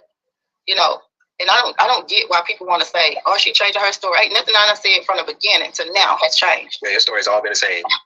I've always said what happened that Sunday would have happened that Saturday. I listened to him beg her to come to Anderson all day that Saturday. You know, I listened to that. And him pretending to reach out to me, but he didn't have a problem reaching out to me once he got his son from her. That son, you know, I couldn't understand why, you know, and a lot of people was confused about why did she leave her apartment once she got home? Why did she leave? Yeah. You know, I had talked to her around 3 o'clock on video, and I'm looking at my child in her bed. Y'all hear that? You know, she was in her bed, and the next thing I know, you know, I'm getting a phone call asking me, have I heard from her? That's all the setup. See? That's what she feel now. That is crazy. So what y'all think about that? None of it makes sense to me. Like, it just don't.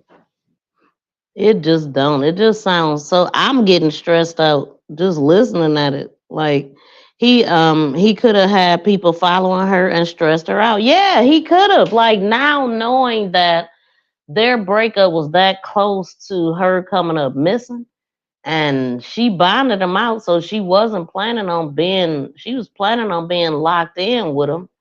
I don't even know why he would get out. I mean, you know, a person that lay hands on females, they just the person that lay hands on females. They do it for no, for jealousy reasons and control. But if he was, I just can't, cause yeah, I can't. So apparently she was. This is another screenshot, and let me just read it. This feeling I can't shake or hide, sitting in a doctor's office waiting to hear both of the twins' heartbeat. And the doctor tells you, I'm sorry, but I can't find the other one's heartbeat. Boy, something went all over me, shaking my head like half of me died right then. At first, knowing that I had twins for the first time born was a big challenge. But it then began to grow on me. Couldn't wait. Baby boy, I hope and pray you get here healthy and strong. Daddy gonna call you twin. Daddy got you, baby boy.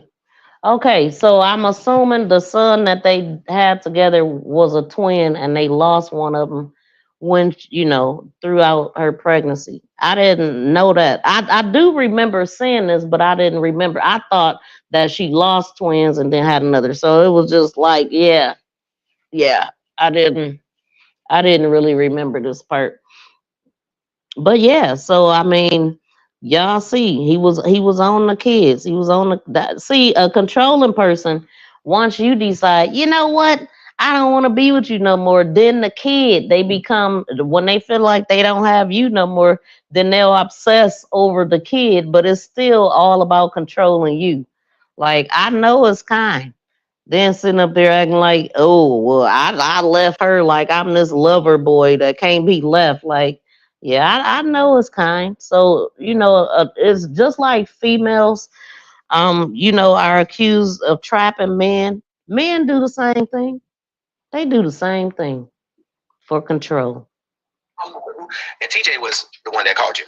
Exactly. Now, can you tell us what did he tell you on that phone call, Miss Alberta, when he called you? Because you didn't know that Alexis was going anywhere. You thought she was going, her and the kids going back home. She wasn't going anywhere. She wasn't going anywhere. When she left here, she said, Mom, I'm tired, I'm exhausted, and I just want to go home and get in my own bed. You know, people say, why she didn't make her child stay? She was a grown woman. Yeah. You know, how can you make a grown woman stay? Yeah. She wanted to go home. Yeah. What could I do?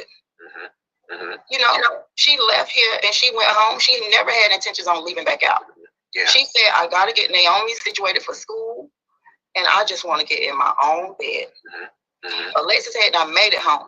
Yeah. You know, when I felt like she should be home, I called her, and she was at home in her bed. Yeah. She was in her bed. Yeah. Greenville is 86 miles from me. Mm-hmm. It takes me an hour and 30 minutes to get to Greenville from here. Yeah. When I felt like she should be home, that's when I called her. Right. She never had intentions on leaving back out. Okay, so her mother is like an hour and 40 minutes away or something like that from her. So she was tired. She drove that, went home. Why would she then get back in her car to drive another 40 minutes away from home? I do believe it was like a 40-minute distance between her and TJ. Daughter confirmed it. She never had intentions on leaving back out. So then you got Patterson saying that he didn't know that she was coming to Anderson until she got there. Yeah. So he claimed. Lie. Yeah. Lie. Well, he knew she was coming because he got the text about her needing gas, so he can't say that. She texted him that before she got there, so he knew. He told us that. The same way I listened to him call her all day that Saturday. Once she got home, my granddaughter said he kept calling. Lex would not answer the phone. Finally, Lex answered the phone. She finally answered. So the confusing part of why did she leave back out? That's why. Yeah. That's why. Because when she finally answered that phone and he wanted her to come to Anderson, she told him, look, I have no intentions on leaving back out. I'm tired. I have to get my child ready for school tomorrow. And besides, I don't have the gas to come out. Yeah. Yeah. That is when he told her, if you bring me my son, I'll put some gas in your car. So if he hadn't... See, now we heard him tell the story a little bit different. Like Alexis just called him like, hey, meet me at the gas station. I need gas. You know, he didn't say it like it was planned at all. Nothing to do with her disappearance. Why lie about when that conversation took place? Because my granddaughter said it took place before they even left the apartment. Exactly. See? So the confusion. Yep, and he act like she was on the road. So the mother is getting the information from the granddaughter. And welcome in to everybody on Facebook. Please come over to YouTube. Make This Go Viral Crime Podcast and subscribe over here. I post a lot more than I share on Facebook. So, but thank you for tuning in. Thank you for the thumbs up. Part about her even leaving her apartment. There it is. That's crazy. There it is. That's crazy. So that's the answer. That's y'all answer to y'all wondering why she left her apartment. Now, when they got to the, I do want to get to this part. Now, when they got to the gas station, we do know that TJ got his son, but Alexis' daughter also went with him, correct? Now, throughout the investigation, the investigator said that, this is what they said, that TJ's GPS monitoring was tracking back to his house. He never left out after he got back there. But your granddaughter had said some things, correct, about TJ's location when he got home. Can you tell us a little bit about that? Was that a little bit more that we weren't supposed to go on?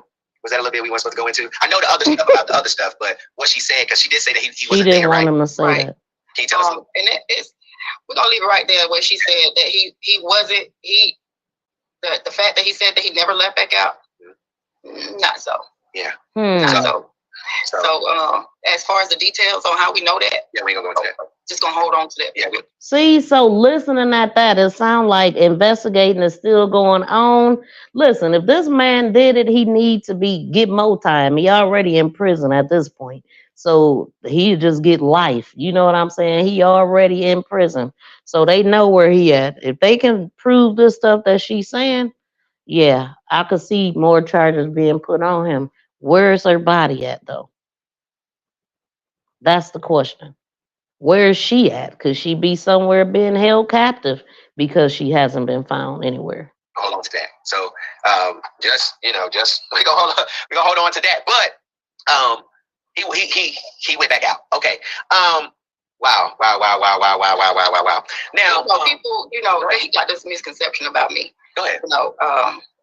A lot of people don't even know who I am and don't know the relationship that me and my daughter had. We were more than just, mother and daughter. That girl meant everything to me. And if they think I'm going to take this, they got another thing coming. Because Lex mama done kept her PI hat on the whole time. Yes, ma'am. You've done incredible work in pursuit of finding out what's going on and who was involved with your daughter's disappearance. I feel her getting down to the bottom of it. It's just a little confusing, as to when all of this stuff, the dates of when all of this stuff was going on, and when she knew or not. But whether the mother knew or not, it's only so much you can do as a parent when you have a grown child, you know. But it's just so confusing. But because I know in the beginning she was not really trying to go with this narrative, and now she is fully in it. But in this video, she just said she had time to sit down and think and put all of the stuff together. So that is why some things are confusing. I know one particular YouTuber just slammed this poor woman. I would never do that. You know what I'm saying? You supposed to be helping the case and just getting all the information out that the family knows, because the family know better than news, law enforcement, and everything else. The information comes from the family first, friends first, people that know these folks. So I mean, my heart goes out to the mother, and when I'm confused on it, it ain't no shade towards her, but it's just like, what is really going on? This is not making sense. I do know in relationships, especially ones like this, toxic as heck, they go back and forth. I could see Alexis as a mother having a young baby, thinking that she can change this man, just like what her mother said.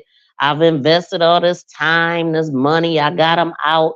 Let's see, let's try to make this work regardless. It's us against the world and all of that. But you can't be like that with somebody that's attacking you and willing to take you out for their son. Like, come on, man. And then just for you to be locked up too, and the son is out here by himself now, parentless, make it make sense. It's stupid. You are doing a really, really good job. I want to focus to a little bit about the investigation. So BFF said he could have had people following her and stressed her out. Yep, sure could have.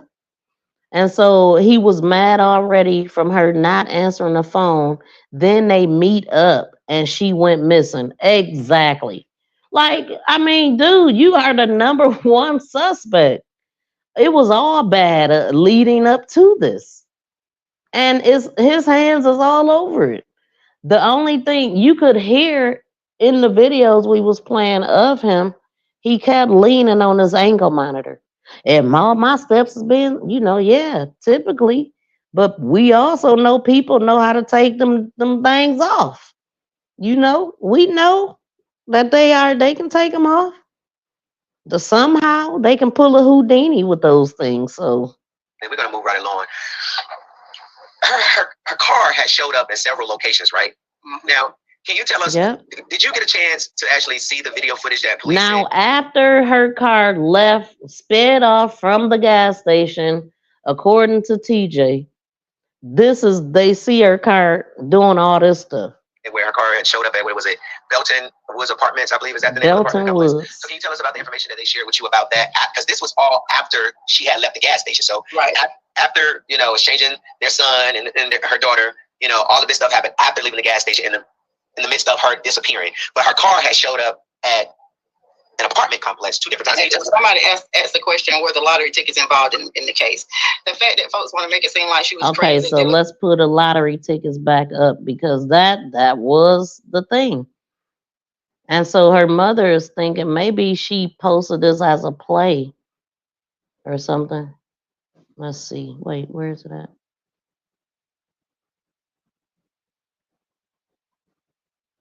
We'll keep it playing though. All over the place with voodoo and this and that and the other. Yeah, I'm sure everybody that's involved is glad it just went all over the place as far as voodoo, witchcraft, the lottery tickets and everything. None of it has anything to do with Lexi's disappearance. Yeah, and I said it from the beginning, and I will continue to say it. My grandson is the motive behind my daughter's disappearance. Yeah. And I ain't never wavered. Yeah. It's just, he said it. I got to hold my tongue because I can't. She knows. I can't tell everything. Like, if people feel like, I owe them an explanation on it. They need updates and this and that and the other.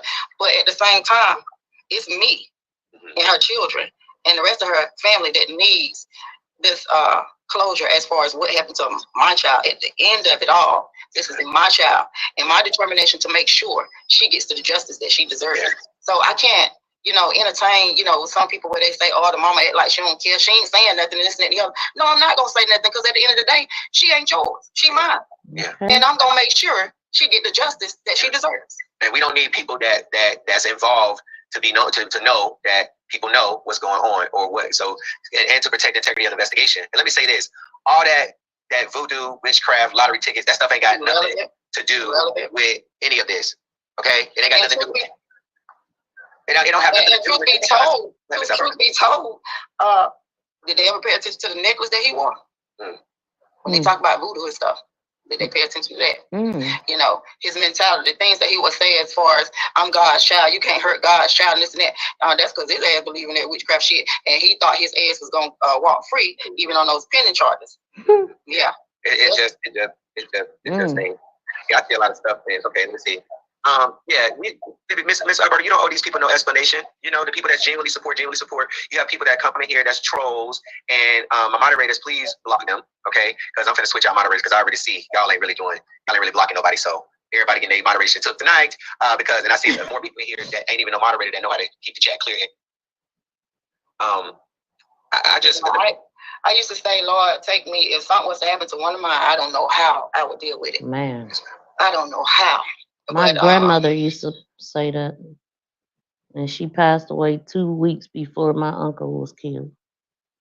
Man, I was 4 or 5 years old. Throughout this whole time, I've had my moments, and I question my own strength sometimes. But, I have 3 small ones and her 2. So, I have 5 kids that I have to deal with. She got daily, 3 small ones herself? 3 small ones and her 2. She said she had 7 kids. Alexis was the 3rd. So, and I do it all because if we didn't, these kids could have been separated. You got this one over here wanting his son, the other one wanting his daughter, and I don't know why the hell he wanted his daughter here. You ain't never been no good to her. Yes, ma'am.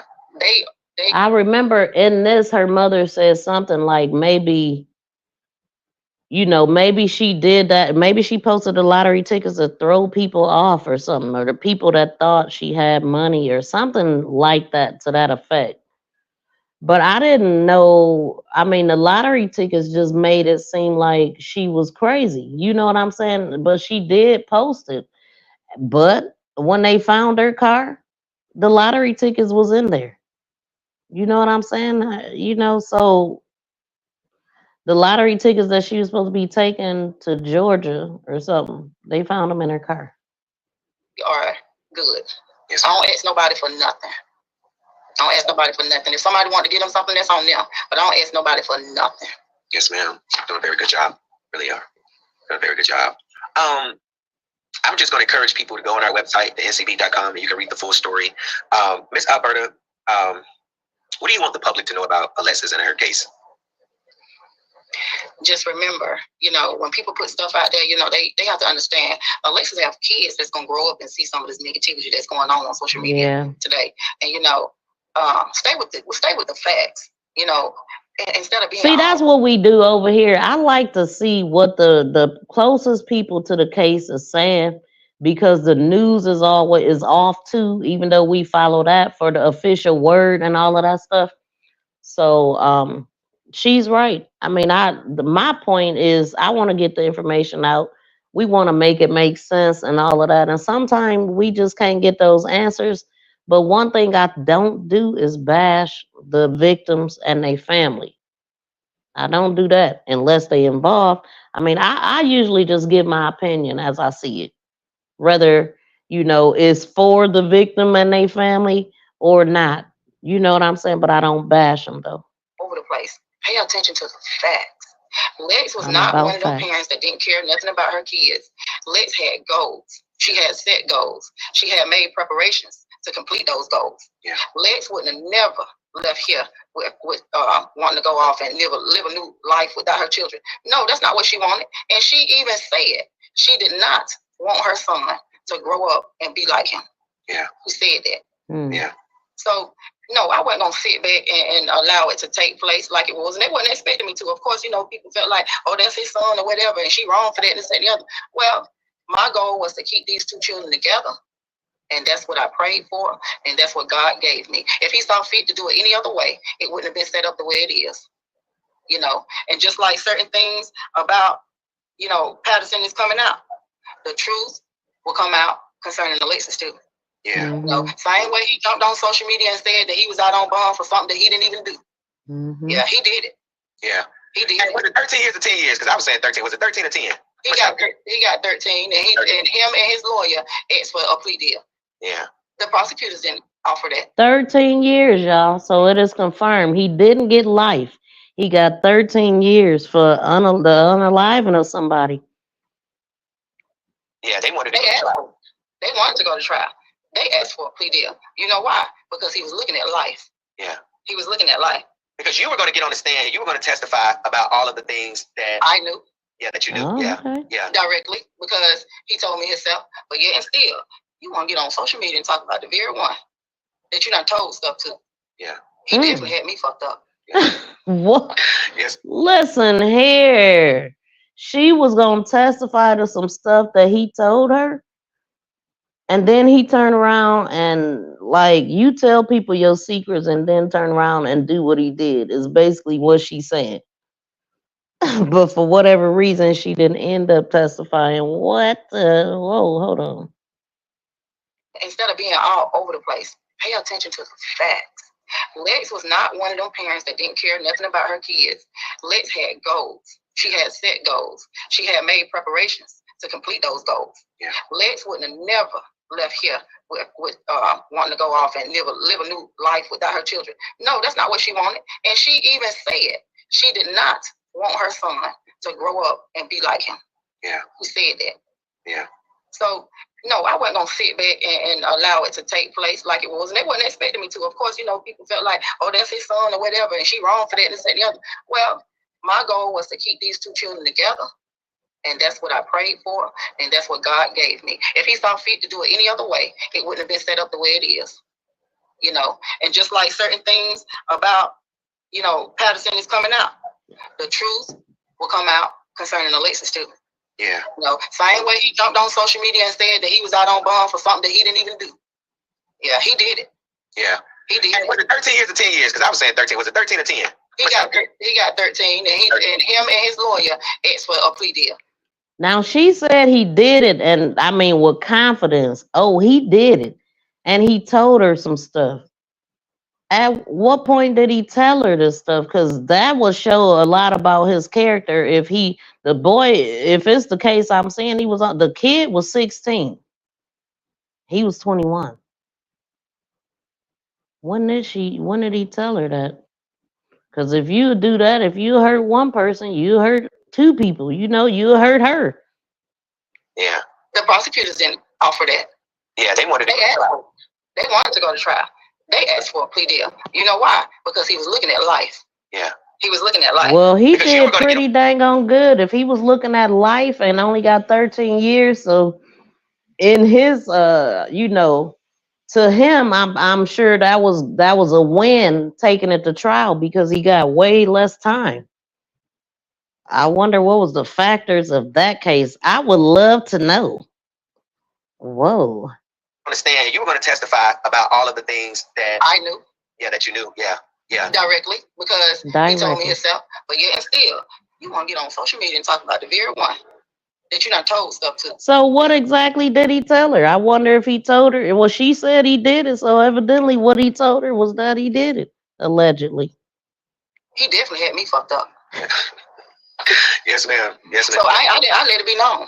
I let it be known. I said when the first time he did that live and he talked shit about me and my child, the very two that helped him. I said, that's all right. I got something for that ass. Yeah. So yeah, I was scheduled to testify the next day after he took that plea. Yeah. And for people that think that I'm scared of him, far from it. Yeah. He got the wrong one, and he fucked with the wrong child. Okay. Yeah, because man, I just want to say that he was found. He pleaded guilty, meaning that he admitted to these charges of attempted murder, discharging a firearm into a dwelling, criminal conspiracy, obstruction of justice, possession of a firearm, possession of a weapon during a violent crime, first-degree burglary, and that was it. He's been sentenced to 13 years in the South Carolina Adult Corrections. Now, Miss Alberta, how do you feel knowing that this dangerous, violent guy is off the streets and he's in prison, but it's not for anything related to Alexis's case? He read that so fast. Oh, I got to sped up too. The charges. I don't think he's mentioned. Hold on. Without her children. No, that's not what she wanted. And she even said she did not want her son to grow up and be like him. Yeah. She said that. Yeah. So, no, I wasn't going to sit back and allow it to take place like it was. And they wasn't expecting me to. Of course, people felt like, oh, that's his son or whatever, and she wrong for that and the other. Well, my goal was to keep these two children together. And that's what I prayed for. And that's what God gave me. If he saw fit to do it any other way, it wouldn't have been set up the way it is. And just like certain things about, Patterson is coming out, the truth will come out concerning Alexis too. Yeah. Same way he jumped on social media and said that he was out on bond for something that he didn't even do. Yeah, he did it. Yeah. He did it. Was it 13 years or 10 years? Because I was saying 13. Was it 13? Okay, let's slow it down to normal. 10. He got 13, and him and his lawyer asked for a plea deal. Yeah. The prosecutors didn't offer that. Yeah, they wanted to go to trial. They wanted to go to trial. They asked for a plea deal. You know why? Because he was looking at life. Yeah. He was looking at life. Because you were going to get on the stand and you were going to testify about all of the things that I knew. Yeah, that you knew. Yeah. Yeah. Directly, because he told me himself. But yet and still, you want to get on social media and talk about the very one that you done told stuff to. Yeah. He definitely had me fucked up. Yeah. Yes, ma'am. Yes, ma'am. So I let it be known. I said when the first time he did that live and he talked shit about me and my child, the very two that helped him. I said, that's all right. I got something for that ass. Yeah. So yeah, I was scheduled to testify the next day. Can y'all tell that I had to speed it up compared to how it sounds now? Took that plea. Yeah. And for people that come on with the charges, Gerald. That's why I slowed it down. I mean, I just put it on normal. One, and he fucked with the wrong child. Yeah, because man, I just want to say that he was found. He pleaded guilty, meaning that he admitted to these charges of attempted murder, discharging a firearm into a dwelling, criminal conspiracy, obstruction of justice, possession of a firearm, possession of a weapon during a violent crime, first-degree burglary, and that was it. He's been sentenced to 13 years in the South Carolina Adult Corrections. Now, Miss Alberta, how do you feel knowing that this dangerous, violent guy is off the streets and he's in prison, but it's not for anything related to Alexis's case? But how does it make you feel knowing that for the next 13 years of his life, he'll have to spend it behind bars? Good for him. Yeah. But people can see that he's a liar. Yeah. Because he jumped on Facebook the morning of and said that he was gonna beat them charges. Yeah, I got that video. That's the video I was pitching. He thought he was going. He got on Facebook. I'm gonna have to. I want to back up real quick. He got on Facebook bragging he was gonna beat the charges and got 13 years. Boy, you was a little bit too confident, wasn't you? He don't know about the courtroom politics, I guess. Well, he should, because he a part of it. But BFF said, who knows? He could have put fear in her daughter.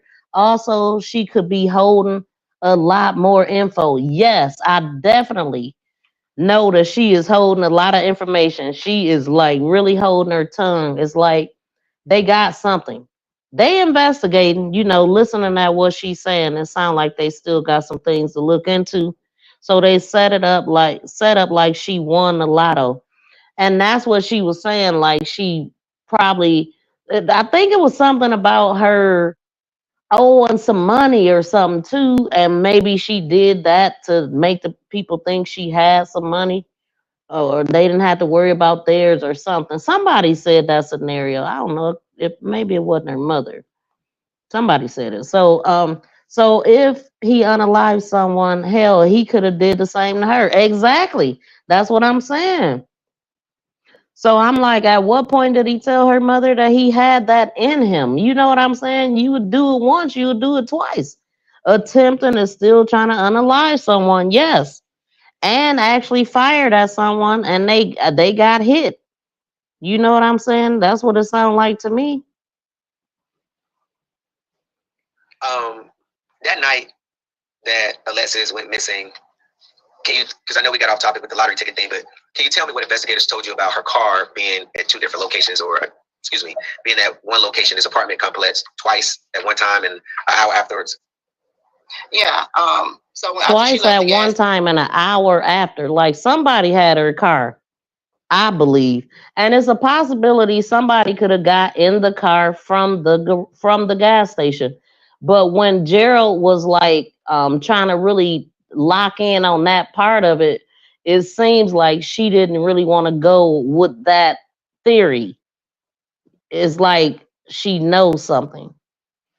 Well, she's a mother. She should know something, but they hold out on the parents too. But it just sounds like she like, nah, she ain't feeling that narrative. Is what I was getting. Yes, her car was picked up in Beltonwood Apartments at 7:30. Her tag, actually, her tag. They have a traffic cam right there outside the apartment, so it doesn't see the vehicles coming in. It only picks up the vehicle tags when you're leaving out. So twice, her car was picked up twice. At 7:30, and then again at 8:50. Yeah. 8:50. Around 7:30 is when I got the phone call. So okay, so she said TJ called her at 7:30 and asked her, "Have you seen Lex? Do you know where Lex is?" and all of this stuff. And then he went on to tell her about them meeting and all of this stuff.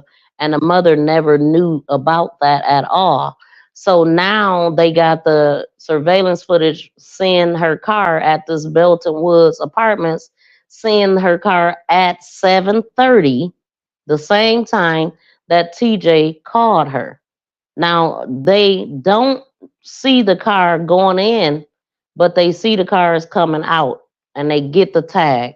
So it was clocked at 7:30 and again at 8:50. Who was driving that car?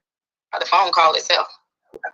Why would you call and pretend that you're panicking about her driving when everybody know how she drives? Hell, her insurance is in my name because she was such a high-risk driver. Yeah. So Alexis is known to drive fast and wild and crazy, like because they kept saying, "Oh, she sped out of the gas station and went the other direction, speeding and stuff." So that didn't worry me because we all knew how she drove, But I feel like for him to call me, and at then when 7:30, you got a red car, you get the insurance is higher if your car is red too.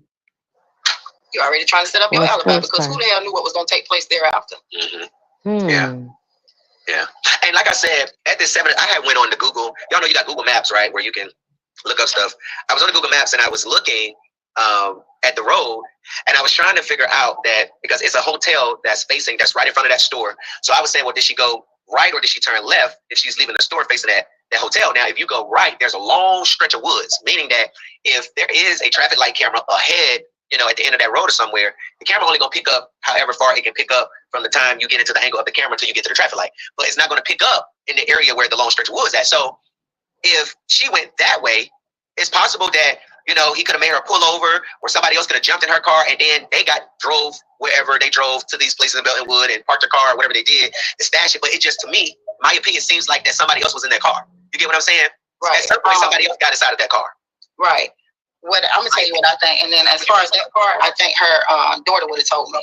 Naomi would have told me because she's now 11, and Naomi will be 12 in November. So her mother don't believe that somebody got in her car, like from the gas station, type of thing. But she was 9 years old when this happened, and everything she said then, she says it now. Even about his GPS monitor, she tells me, Gigi, I don't care what they say about that GPS monitor. He was not there. Yeah, that's what she said. And but as far as your theory, I do believe had that taken place like that, she would have told me. Okay, I see what you're saying. Yeah, because she was in the car with TJ. Gotcha. Right. So let me ask you that. She was in the car with TJ, but if it was blocked, but he gonna try to get this out. She don't like this narrative, is what I'm getting from this part. Was it planned for Gigi to get in the car, or it was? You still don't know. Well, we do know that TJ wanted to see his son that night because that's what Gigi had communicated. Well, think about it. That's what it's been all about, right? Right. Just want to see his son, right? Right. He could have came down here that Saturday if it was just about seeing his son. Yeah. He could have came down here that Saturday. Right. But he didn't. He kept pushing her to come to Anderson. Yeah. Sunday, if it was just about seeing his son, he could have went to Greenville. Yeah. He could have went to Greenville, but he didn't. Why would you have your baby mama drive all the way to Anderson with no gas? Why the hell you ain't cash out? Yeah. Why was it after she come to Anderson to bring you your son, I will put gas in your car? Something is just so weird about this story. I'm going back to the gas station part. That's why I was okay. So keep in mind, when he was on that GPS monitor, his curfew was 9 o'clock. Right. It was just about seeing your son. Hell, Greenville's 30 minutes from Anderson. 30 Why minutes. he didn't get in his car? Why she had to go to Anderson? Yeah. So I thought I remember hearing that it was 30 minutes to 30 or 40 minutes difference between 30 minutes difference between Alexis' place and TJ. Because she was set up. Yeah, it was staged. What took place? Yeah. It was staged to look like all he wanted to do was see his son. That's not what it was. It was to stop her from going to Atlanta. It was to stop her from moving to Atlanta. Period. But she said, and that goes with, I mean, it makes sense if you connect it with all the other things that he had done to her. The returning of the keys, the you know, all of the abuse that she is alleging that he did. Yeah, I'm done. And even sitting in his parents' driveway waiting on the police, and they defended him. So it's on the record that he was abusive to her now. I'm done. And people don't even know.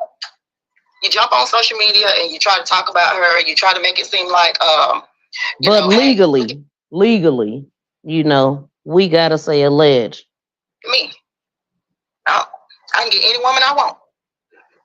Me and Lex was done in October. Let's not forget, I left Lex. Lex didn't leave me. Right?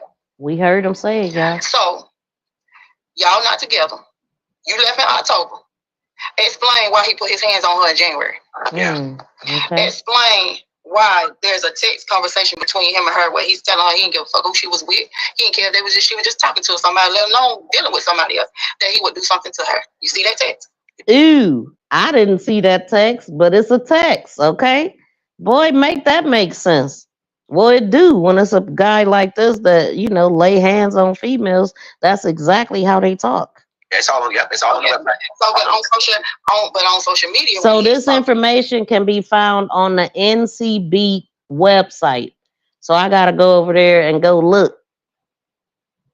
You want to make it look like he's distancing himself from her, that he wouldn't like that about Liz, but really, you were. You know, and I'm talking about to the point where I was trying to be civil with him. Yeah. And he come down here to get his phone one weekend, and he asked me if I had any updates. See, people don't understand that was the reason why he was trying to be close to me in the beginning. You know, I felt like the reason why he wanted to conversate with me in the very beginning is because if I could convince Lex's mom I ain't had nothing to do with it, then I'm good. Yeah. You know, I'm talking about. Now, see, I would assume that, you know, when she was letting him come and meet her to get his son, that she was still holding on to it wasn't him. Because ain't no way in hell, if I thought this person has something to do with my daughter being gone, and you're going to get any kid from me or be anywhere in my presence. So I'm assuming she thought he was good at that time. To the point where he always wanted to talk to me on video chat, where he's crying and sobbing so hard that you can barely understand his words. He choking so. Really? So, you know, I'm thinking of him, you know, he wants well, me to dang, that show wasn't the man we was just listening to. Me, damn, ain't no way he had something to do with my child. Like, not the way he's crying going on. Yeah. You know, but I tell people, he changed his stripes too soon. He gave me room to sit back and think and evaluate and analyze the entire situation. That's what he did. See, so she was all for him until she did that. He had her food, y'all, is what she's saying now. So it was a point when she was in his corner, and it was as early as that Dateline video in the last video when we talked about this. Her stories are completely different. She was on the side at one point, despite knowing that he had put his hands on her, despite knowing all of that. And Yeah. The person that she was talking about blocked, that she had blocked, that kept calling her, the person that she was calling the devil, she never said that person was TJ. So, and then, yeah, I don't know. I don't, that's so confusing. So that mean it was if that wasn't TJ doing all of that calling, why, I mean, if it was TJ, why wouldn't she just say that? So we left to assume that it was a different man. But who was this man if she was dealing with TJ? I mean, but could he have put somebody on her and he's playing both sides of the fence? Could he have done that? Could he be acting like this loving father and this sobbing, snotty boyfriend on one end, and on the other end, he's plotting against her? Well, clearly it switched when he said that something threatened her about moving to Atlanta, and the daughter heard what he said and told the grandmother. So it's just, I think once the daughter and the grandmother got together and she was able to find out the last moments and all of that, her story changed. I'm assuming. And I knew then.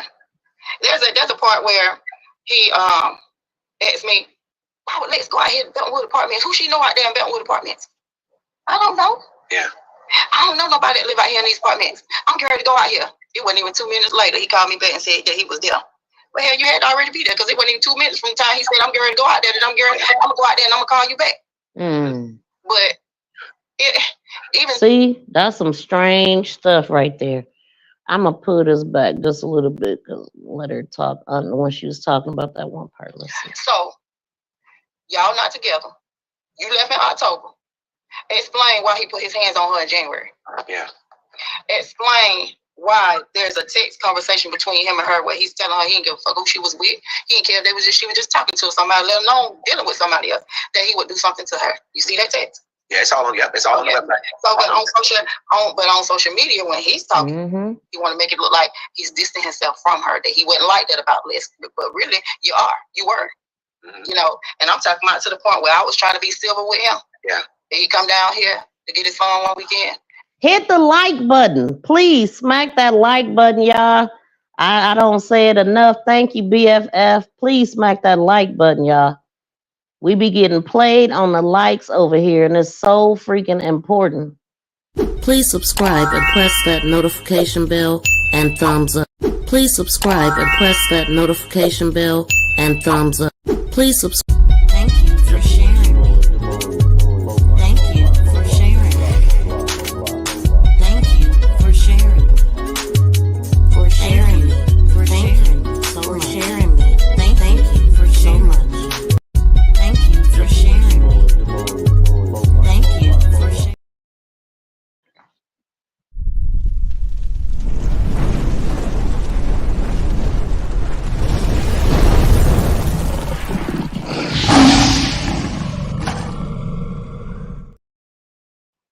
And he asked me if I had any updates. See, people don't understand that was the reason why he was trying to be close to me in the beginning. I felt like the reason why he wanted to conversate with me in the very beginning is because if I could convince Lex's mom that I had nothing to do with it, then I'm good. Yeah. I'm talking about to the point where he always wanted to talk to me on video chat, where he's crying and sobbing so hard that you can barely understand his words. He choking so. So I'm looking at him, and he wants me to convince me. Damn, ain't no way he had something to do with my child. Like, not the way he's crying going on. Yeah. But I tell people, he changed his stripes too soon. He gave me room to sit back and evaluate and analyze the entire situation. That's what he did, and I knew then. There's a part where he asked me, why would Lex go out here to Beltonwood Apartments? Who she know out there in Beltonwood Apartments? I don't know. Yeah. I don't know nobody that live out here in these apartments. I'm getting ready to go out here. It wasn't even 2 minutes later. He called me back and said that he was there. Well, hell, you had to already be there because it wasn't even 2 minutes from the time he said, I'm getting ready to go out there, that I'm going to go out there and I'm going to call you back. But even that didn't even make sense. Can you think of any reason why she would have went to Beltonwood? Because that's why I go back to, I don't, me and you talked offline, off the record, we have long conversations. But it always bothered me as to why she left out the gas station. She sped up, she got in front, turned off, and then her car is in these different places, or at this apartment place twice. It's like, Like, did she do all of that, or is somebody else in the car with got in the car and did something? Because when her car was found, it was all of her belongings, her clothes, children clothes, money was that part. As far as clothes being in the car, Lex had just left here that Sunday. You're talking about being gone the whole weekend. So the clothes that was in the car. Okay, so she was there the whole weekend with her mother. Her final weekend with her mother. She had here and just hadn't taken out the car when she got home. Right. You know, and it's my belief that when she went to Anderson, Lex didn't have no intentions. Lex didn't know that she wasn't going home. Yeah. But somebody else had plans for that. I don't think, because on the video, when you go back to the video footage at 7-Eleven, the kids were in their night clothes. And I believe Lex had every intentions to go wherever she was going, because, you know, she was familiar with some people. I'm finding out that she was familiar with some people in those apartments that's actually linked to him, who said he didn't know anybody that lived in those apartments. That's a lie. Okay. Y'all hear that? So she did know somebody in those apartments linked to TJ, who said he knows nobody, who said he was going to check him out and was called her back 2 minutes later. So she believed he was already there. It sounded like, and she feel like he was just playing the role of convincing Lex's mother that he had nothing to do with it. But she said he changed his stripes. And so I don't know fully what she mean by that, changing the stripes too soon. So I What did he do? He sent her on a dummy mission or what? But when Lex gave him them kids, she didn't have no intentions on not returning home. Lex, I believe, thought she was going to run an errand or something or do something. I don't know if she was asked by him or what. Oh, so in her mind, she's trying to understand the logic. Maybe he did send her on the run because, you know, the lady that was on my panel, the last video, she said that she allegedly was known to make runs for people. So maybe he convinced her to bring the kids and make a run for him, and he would give her some money or something like that. So that sounds more like what the mother is thinking versus what Gerald is trying to say. But I think she had every intention to go back and pick up those kids because, like she said, Naomi had school the next day. She totally insinuated that, y'all. Did y'all catch that? You know, maybe she was going to drop something off or something. Maybe he sent her. And that, I mean, because that would get somebody out of the bed, right? If you super broke and you don't have gas, or somebody tell you, if you drop this off somewhere, I'll give you this. You know, I mean, that's just a scenario that I didn't think about. So I just heard her say that. Could be possible. She went, but even with Naomi getting out of the car at the gas station, what you want? I believe the reason for that is because somebody knew what was about to happen and made sure both of them kids was out that car. Yeah. It's so And sad. also, if we want to go with the run thing, then yeah, she could say, "Hey, take the kids right quick." I mean, well, if you want me to make this run, keep the kids, and then I'll meet you back at your mom's when I get done, or something like that. To try to redirect and make it seem like she said she was going to her mama's house. Ain't no way in the hell she said she was going to her mama's house. She had just left here. Yeah, she had just left the same day. She had just left here, so that wouldn't have made no sense to ride out gas that she didn't even really have. Yeah. Coming back down here. Right. But there's only one person. There's only one person. Remember, it's only one person that said she said that. When I hung up with my child, she was comfortable in her own bed. Yeah. I don't think she had any intentions on leaving out, period. Yeah. Yeah. She didn't have any intentions on going nowhere at all. No. That's crazy. You saw the video footage at the gas station, right? Can you tell us what you saw? Because I did briefly tell them about a truck. Can you tell us what you saw on that surveillance footage that we showed you? Yeah. So you see her actually sitting at the gas pump, waiting for him to pull up. And then when he pulled up, he went in the store and paid for gas. And when he came back out, they got the gas or whatever. And then you could see them standing in front of each other talking. And then she gave him the kids. He got the kids out the car. And you can actually see his hand resting on the hood of the car on the passenger side. Hell, they didn't get them prints. Now that don't make sense. And that's why she believed that the car was wiped down. Because if you could see it in the camera, why didn't they get him? But then we also know how careless some of these investigations are too. You know, how deep did they go? Like they'll say they search for something and then you find, like with Sade Robinson, and I know these are different agencies, police departments or whatever, but they are careless sometimes, like missing all kind of stuff. They found the same area that they said they searched, they found body parts. And you know, I can't even think of all the other countless cases of missed things that other folks end up finding later. So They did not get those prints. But they tell you, the car done been wiped down. Hey, all children print. It's wasn't even in the car. and especially the Jelani Day case, I could really compare that to that because they left all kind of evidence in his car, never taken out. So yeah, but yeah, they allegedly powdered down her whole car for fingerprints and only got hers. Not even her kids, not even her mother's, not anybody else's but Alexis. That don't make sense though. My prints are registered. Unless they didn't do their job. My print should have been in her car. Yeah. They ain't get none of that. That right there let me know that her car had been wiped down. And I saw him touch the car as he reached in to get the car seat. So now I'm thinking, okay, wow. So he reached in and got the car seat. Then what else did you see then? Both kids got out and got in his car. And then after that, you really don't see anything after that because what a coincidence. A truck pulls up parallel parked right there in front of the door. And it was, I know people that mixed up with saying that it was a 18-wheeler, but it was a delivery truck. I know it had to be a delivery truck, Yeah, it just pulled up at the wrong time because of the way they park, right there across the front entrance of the door. And so when that truck parked right there, you could no longer see out. She said it had to be a delivery truck because of the way that it parked. It could have been a nig from the hood in a delivery looking truck just to block the dang on camera. You know what I'm saying? It didn't have to be a delivery truck. In the parking lot. It blocked the whole view of the camera. You couldn't even see what direction they went in when they pulled out the parking lot. So, all I had was, what my granddaughter was able to tell us. And people say, let's hear that a little bit again. Hold on, y'all. I wonder if he took them. Okay, so he reached in and got the car seat. Then what else did you see then? Both kids got out and got in his car. And then after that, you really don't see anything after that because what a coincidence. A truck pulls up parallel parked right there in front of the door.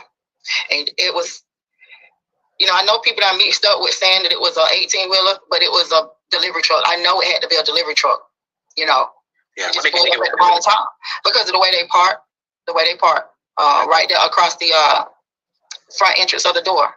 And so when that truck parked right there, you could no longer see out in the parking lot. It blocked the whole view of the camera. You couldn't even see what direction they went in when they pulled out the parking lot. So, all I had was, what my granddaughter was able to tell us. And people say, oh, that baby knows something. I wonder if he told them what she knew right then. Yeah. They talked to her the very next day. They talked to her that Monday. Yeah. So, and then when they, jump out there and act like I'm keeping her. So, for the people that don't believe that the Naomi has been questioned, she said they talked to her the very next day, that Monday, because it was a Sunday when Alexis went missing. So the daughter has been talked to by the law enforcement. Why would I keep her from telling what happened to her mama, my child? Right. But I just say, people like negative stuff. And time somebody say something about her mama, this and that, they believe it. And I don't have the time to entertain folks. People are going to believe what they want to believe. They're going to say what they want to say, and they're going to think what they want to think. And I had to come to terms that, damn it, you can't fight the world. Damn, you have to just get to the point where you don't give a damn what nobody say. You know what was what. I know the relationship that me and my child had, and so I just have to and say, so what? Because hell, everybody's not gonna like you. At the end of the day, everybody's not gonna like you. And so fucking what? Because I don't like them either. I don't like them either. So yeah. I can't make everybody feel a certain way about me. But they crazy as hell what they believe about me. Please subscribe and press that notification bell and thumbs up. Please subscribe and press that notification. The truth gonna come out. And it's coming back. Yeah, it's gonna come out. It's gonna come out. Let me ask you a couple more questions. What? I know the last time we talked, the police had not done anything. What are they doing now as it relates to finding Alexis or this investigation? Well, at this point, what I'm recognizing is they're tight-lipped, just like I am, because I feel like, why should I let every person know, what I know? Because we still don't know where she at, and ain't no need letting folks know what we know, so they can change their moves. Yeah. I'm not gonna, what is the police? The police, they tight-lipped, and that's the reason why they tight-lipped, because it's just been all over the place on social media. Information about the leader. To social media to investigate instead of going out and doing physical. Well, what happened was, I cannot say that they didn't slack off in the beginning, because that's exactly how I felt. It hurt me that I felt like my daughter's case was not taken serious in the beginning. It was reported back to me that they actually felt like me and my child was in cahoots trying to pull a publicity stunt. Yeah. So in the beginning, they didn't believe that she was really missing. And that's sad. And she's absolutely right. That on YouTube, all of that stuff was created through rumors and just people just looking at her social media and just giving their own opinion about stuff, making up stuff, making it a circus. And so that it hindered the investigation, because they, like she just said, thought they was pulling a dang on publicity stunt. That's sad. Like, what? Hold on. Yeah, that's really sad that it came to that. I would never play with nobody's life like that, man. That doesn't help. Like, it just confused everything. And it actually really hurt in her case, because they wasn't looking for it like that. That's crazy. Yeah. And thanks to social media, they just made it even worse. Yeah. And then people say, well, ain't nobody talking now. Well, why y'all think ain't nobody talking? Right. Yeah, they did. That pussy ass dude, excuse my language, Miss Alberta. That I want to say it so bad, but I'm just trying to be professional right now. But that damn conspiracy theorist punk over there on YouTube with all that drumming, I don't want to give him no clout, because it was a particular YouTuber that was really on top of this case that just, oh my God, and that's why I didn't follow it, because it was so much confusion. But her mother was over there on that channel getting interviewed and all of that stuff, and then she started getting bashed right after it. And I was like, what is going on? Like, I had never seen anything like it, so I stayed far away from it. But I was listening at the same time, because I was covering another missing case around the same time also. Really, like, all that internet stuff, the dude is a clown. He take real stories and he make jokes of families' pain and suffering. Yeah. And you don't joke around when people's loved one is done died and missing and stuff. People don't play around like that. So you got to know when to play and when to be serious and when it's not a joking matter. You get what I'm saying? Right. You know what I'm saying? Go ahead, Miss Alberta. Finish what you were saying. And see, you had, even my granddaughter's dad, he was part of it. He was part of it, creating fake pages and putting out fake information about her. She a prostitute. Oh, she run around robbing drugs. Wow. So her granddaughter's dad was a part of it. Y'all just hear this. The guy they call Sosa, that's Naomi's father. Like, why would he do that? I don't get it. So she ran out because she got AIDS, all kind of stuff. And it was linked back to him. All because of the way he spelled certain words. That's how we figured out it was him. Because you're a dumbass and can't spell. Oh my God. So his illiteracy got him caught. That's how we figured it out. And you ain't even thinking about how your daughter gonna feel about you jumping on social media talking about her mama. Yeah. Wow. Everybody has so much to say, and people don't think about that when they turn into trolls. You got to remember, you type the same, you spell the same, you sound ill. Like, hold on now, this sounds like somebody we know. That's sad. Link back to, don't you know you hurting your child if this stuff is true? And that ugly rat face you talking about. Ugly rat face. Hey. All things is alleged. You know what I'm saying? Until proven in the court of law. That's all right. No, I ain't gonna say it. Let me say this. A news outlet, WSPA 7 News, had did an article a month ago, and they said family of missing woman to unveil new bill targeting cold cases. Do you know about that bill I'm talking about, Ms. Albert? Yeah, they done made fun of that. It's like okay, well, listen, we ain't gonna talk about what they said about it. We're gonna promote justice for your daughter because we want to take the time to spend on sharing her story because these people that are attacking you, they are nobodies. They don't know what you know, and they're going to attack you because you're not saying anything. Right. This new bill here is a bill that your family came up. It's called the Alexis Ware Act to Enhance Missing Person Investigations. Mm-hmm. Can you tell us something about that? And the reason for that is because last year on that anniversary date, we went to the Attorney General's office in Columbia. Mm-hmm. They told me someone would reach out to me within 3 days, took my phone number. I never got that phone call. To this day, I have yet to get that phone call. Wow. I've made several attempts talking to someone with the FBI. Mm-hmm. They tell me they know about my daughter's case. They are willing to help with her case, but they have to be invited in. Just this past March, I wrote a letter to SLED on how I felt about Anderson County. Yeah. And all I asked for was I had to do it. They told me I had to put a request for a meeting in writing. So that's what I did. So when I requested this meeting, I had to go in great detail on everything that I had to deal with concerning my daughter's case and how I felt about Anderson County. And only to get denied, even a meeting. I didn't even get a meeting, you know. Along with that meeting, I had already put together a package of everything I found concerning her disappearance. Yeah. And it's no hearsay or anything. This is written proof, evidence, even information on certain people. Yeah. So in that meeting, I was going to get them this photo. Yeah. Only for them to turn around a week later and deny my request for even a sit down. Like, y'all don't even want to hear nothing I got to say. Yeah. Like, y'all not curious of what information I got. Yeah. You know?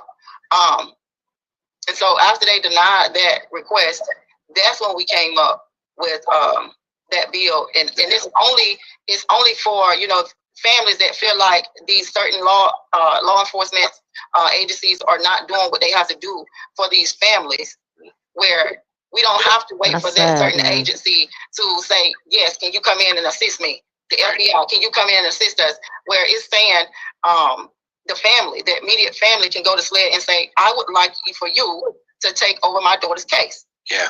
And that's all it is. And so it allows them to have that case for a year. And if, you know, family feel like, you know, their family member's case is not developing any leads within that year, where a family can go and request SLED to take over that case and not have to be invited in.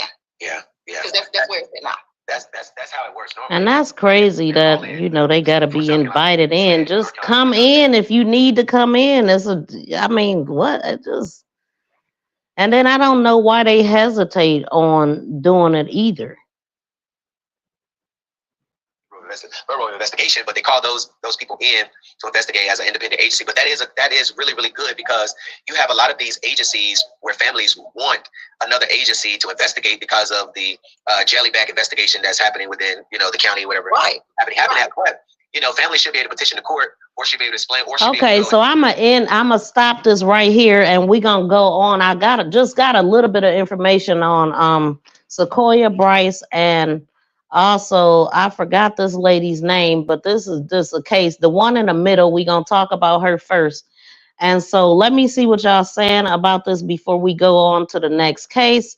It's a lot going on, BFF. Like, I mean, but I'm understanding a lot better. Is more clear where her mother is coming from. She's coming from a place of believing this guy. At first, I don't know why. After she told us the story, you know, but that's what she did. She was believing him at first and listening at some of the things he was saying until she just started putting it together after he changed his stripes, is what she said. His stripes changed too quick for her. And then she started putting it together. So as long as he was in her face trying to act like he cared about Alexis and trying to find her and all this stuff, Once her granddaughter started talking and she found out some things, then she changed what she thought about the things that she was reporting in the beginning. And it's just sad that that she really did believe it, I guess, and now she's saying something different. So hopefully the truth comes out about what happened to Alexis. And let me just see right quick if I can let me see. Bones found at Goodwill. If they got a update about this. Because they really should tell us whose bones they were, and I don't see an update. Hold on. Hey, 4 weeks ago. Customer finds skull for sale at a Florida thrift store. This is what I was saying, y'all. When I was looking up this case, I found all kind of other stuff that also was linked, but nothing updated. Shoot, a human skull was found in a Goodwill donation box 10 months ago also, and that ain't the same bones. So I told y'all, like, when I was looking for this, I found other cases. I'm like, okay, so the Goodwill, look, a human skull found at a Arizona Goodwill store. And they got this skull in a basket with an eye and some teeth sticking out of it. Like it's something they were selling. No, it's different. Oh my God. So a human nah, this is how I be finding out stuff, y'all. I promise. I'm looking for one thing and find something else. I don't see an update. No, that's crazy. Let me see if I can find an article to find out if they updated us. To me, they should have did a dang on press conference. Bones found at Goodwill. Allegedly. Because we know Goodwill, they didn't find them bones at no Goodwill. They bagged them up and took them there. That's what they did, allegedly. And that was June 24th, June 25th. I'm not seeing any, goodness gracious. I'm not seeing any updated stuff. Man finds skeletal remains. Coroner investigates. Let's see.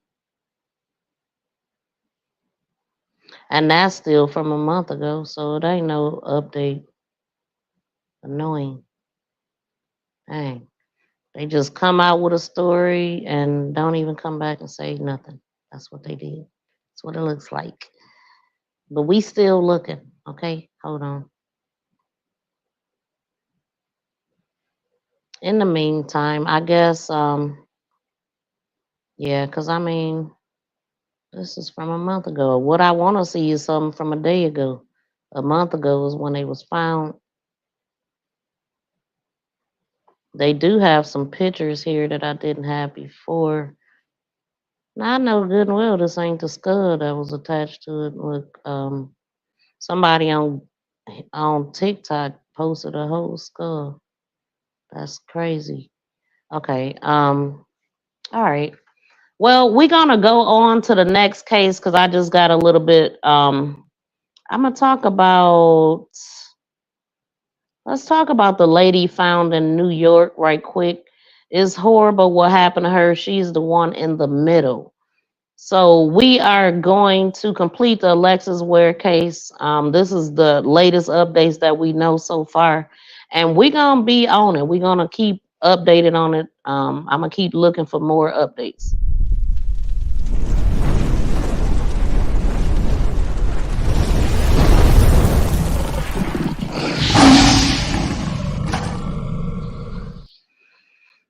Okay, so I was gonna put this off. I said I've been meaning to talk about this ever since it happened, and I've been putting it off. So I was like, I'm not gonna keep putting it off. We're gonna go ahead and talk about it.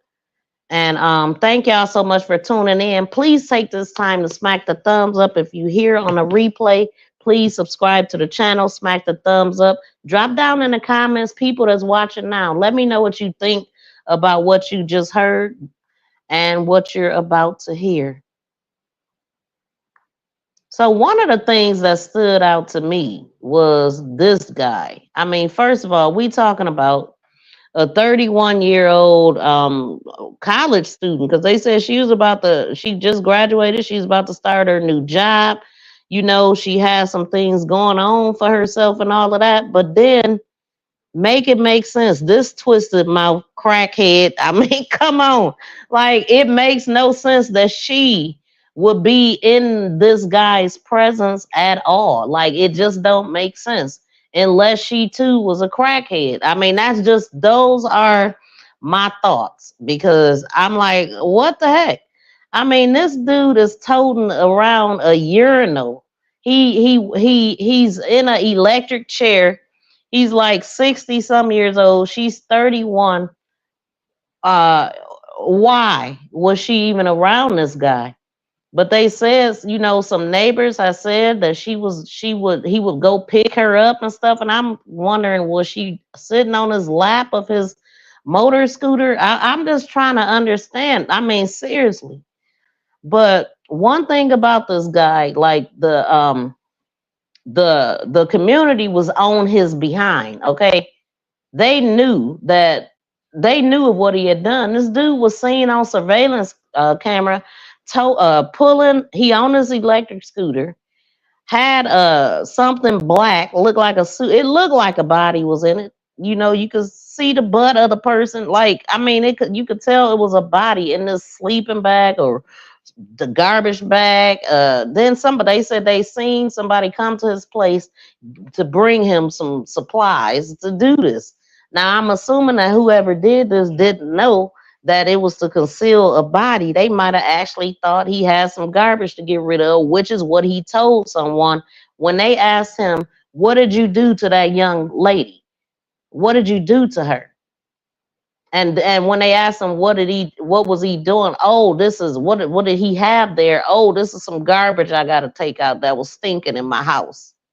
Like, what? So let's play this. New tonight, the search for suspects after a woman's body was found inside a trash bag in Kips Bay. Friends and family spoke to CBS 2's Alice Gaynor, remembering her life taken too soon.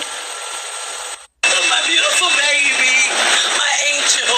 Family and friends gathered at a memorial on 27th Street between 2nd and 3rd Avenues where the body of 31-year-old Yasmin Williams was found. Police say this past Friday, just before 5 p.m., they responded to a call of a suspicious package on the curb. Police sources say inside the trash bag was a woman's body wrapped in a sleeping bag. The medical examiner's office ruled it a homicide. She had been shot in the head. No one would have a reason to hurt her like that. Everyone she knew, she meant something to them. Police sources say a man was seen on video pulling the bag on a motorized wheelchair. Several say Williams was friends with a man who uses a wheelchair in the neighborhood. She grew up here and lived nearby. Williams' mother says days before she was killed, her daughter, known as Yazzie, had just started a new job. She was looking so forward to living her life. Because she got her degree in criminal justice. She went to Buffalo State University, and she wanted to go back to be a lawyer. You could always catch her on a city bike. She had a beautiful voice. She just really loved life. Williams had a twin brother and a little sister. She used to always take good care of me, and she used to always be proud of me. She was the best sister I could ever have. And I love her so much. I just wish she could have stayed a little longer, because I just wanted to grow up with her. New tonight, the search for suspects after a woman's body was found inside a trash bag in Kips Bay. Friends and family spoke to CBS. Yeah, I mean, she had things going for herself. I don't understand why she even got connected with this guy. So she had a twin brother and a little sister that adored her. But why wasn't she living with her family? It just don't make sense to me. Okay, let's hear this other one. Some new information now on the suspect charged in connection with the murder of a 31-year-old woman in Kips Bay. New tonight, CBS 2's Ali Bauman spoke to the man who says he led police to that suspect. She's in Gramercy with details. Detectives have been questioning the 55-year-old suspect for hours here at the 13th Police Precinct in Gramercy. Exclusive surveillance video shows a man in a motorized wheelchair drag a sleeping bag along East 27th Street. It appears to be the same bag that the body of 31-year-old Yasmin Williams was found in Friday, on that same block with a bullet in her head. She was a good woman, always happy. Neighbors at the Strauss houses in Kips Bay jeered Monday when police arrested 55-year-old Chad Irish for concealment of a human corpse. They tell us the victim had been staying with him before before going missing. He should be lucky that the police got him before that community. Police sources tell us detectives have surveillance video of Irish dragging a sleeping bag past neighbors out of the Strauss houses. We've also learned that he's facing menacing charges for brandishing a pistol at a neighbor hours before he was arrested Monday. I asked him, I turned around and said, yo, what did you do to that young girl? Antoine Frazier says he was suspicious of Irish even before police arrested him. And when confronted about the sleeping bag, he claims Irish told him it was full of dirty laundry. I argued with him. He brandished the gun. One of my friends maced him. He came back to the park around 3:30, 4 o'clock, brandished the gun. So I thought he was trying to make good on his threat to me. So I called the police, chased him down. Everybody around the block followed. That's how they caught him. Police sources say the suspect has nearly 24 prior arrests, mostly for drug possession. The victim, meanwhile, was supposed to start her new job this week, working for the city's Department of Housing Preservation. Some new information now on the suspect charged in connection with the murder of a 31-year-old woman in Kips Bay. New tonight, CBS 2's Ali Bauman spoke to the man who says he led police to that suspect. She's in Gramercy with details. See what I'm saying, y'all? It don't make sense that she would be connected with this guy and living with him. Sometime, half the time, anytime. Y'all see, I mean, what do they have in common? That just, I mean, did he think, was this his woman? You know, was this her sugar daddy? What? I don't know, y'all. That's the part that, because I'm like, is she okay? But and then I heard they was fighting over crack. I don't know if the fight was over you should stop doing that or if I want it. You know what I'm saying? Because that's not what they're saying. But it don't make sense. I know that yeah, it just don't make sense. We waiting on some more information to find out their relationship. Like, why would you even around this cluckhead? You know?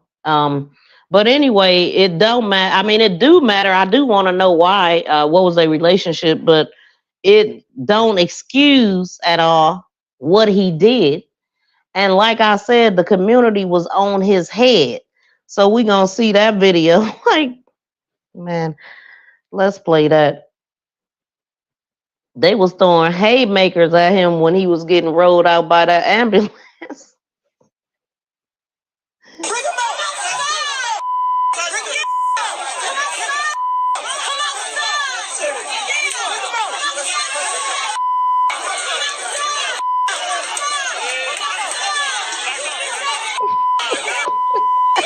Come outside! Come outside!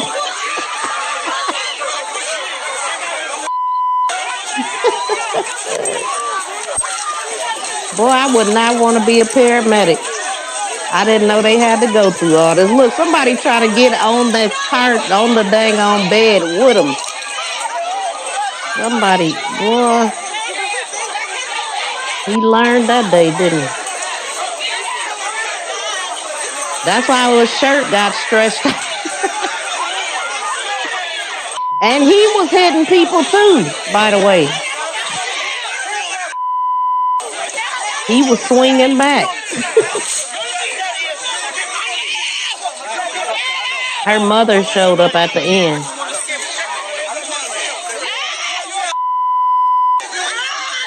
Boy. Listen here.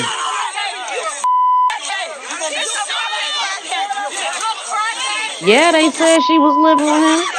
Why? Hey, Latrice. See, her mom came up like right there. Wait, no. Yeah, that's her mom.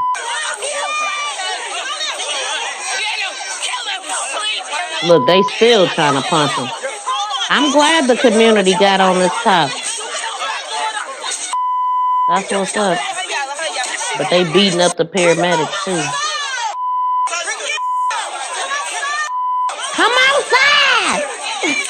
Wait. Come outside, she said. He coming. He coming. Look. I was happy to see that. I ain't gonna even lie. But unfortunately she lost her life though, man, and over crack. You know what I'm saying? And like that just let me read an article. Let me see. Let's read a New York, cause hey, them New Yorkers don't play, okay? They batshit crazy, all of them. If you from New York, I ain't got nothing but love for you. But y'all is wild, man. Everybody I've met so far from New York is a different type of breed. So, a man who had been escorted from the Manhattan scene where a mob tried to attack him as New York NYPD officers cuffed him in connection with the murder investigation is charged with concealment of a human corpse, authorities said on Tuesday. Although he's not charged with the murder in this case, at this time, 55-year-old Chad Irish. What do this 31-year-old? I mean, I can't get over it. Let me put this back up. This guy packing the urinal, you know, with the stretched out t-shirt and twisted mouth. I just don't get it. Was in her presence. I don't, especially when you look at this picture, you like, what? How did they even yeah. But so though he's not charged with murder in the case at this time, 55-year-old Chad Irish does have a history of an arrest on a murder charge. What? In 1994, when he allegedly blew up a house as his uncle walked inside. What? See what reading do? I had no idea. I mean, look, this guy was a bad guy. So he did this back in 94 when he allegedly blew up a whole house as his uncle was walking inside the door. So this dude do crimes that is out in the open that everybody gonna hear and see. Blowing up a house, that had to be pretty loud and obvious. And then pulling a dang on dead body on a freaking electric wheelchair is definitely obvious. So that's how he rolled, okay? According to this. So Irish also faces menacing and criminal weapons possession charges in another case in NYPD. The NYPD said he was recently paroled in 2022 after a conviction on a robbery charge. He was a horrible person. Damn. I mean, and it wasn't clear if prosecutors planned to seek upgraded charges against him in the death of 31-year-old Yasmin Williams, whose body was found in a freaking sleeping bag, which was also bagged, thrown out with a other trash for garbage pickup on a East 27th Avenue Street sidewalk in Kips Bay Friday. Cops say Williams had been shot in the. They ruled her death a homicide. It's not clear how long her body was in a sleeping bag before the gruesome discovery. Let me go charge this phone. Hold on. We always got this going on. We've been on here for some hours, though. My battery is dying. Give me 1 second, y'all. It's wild.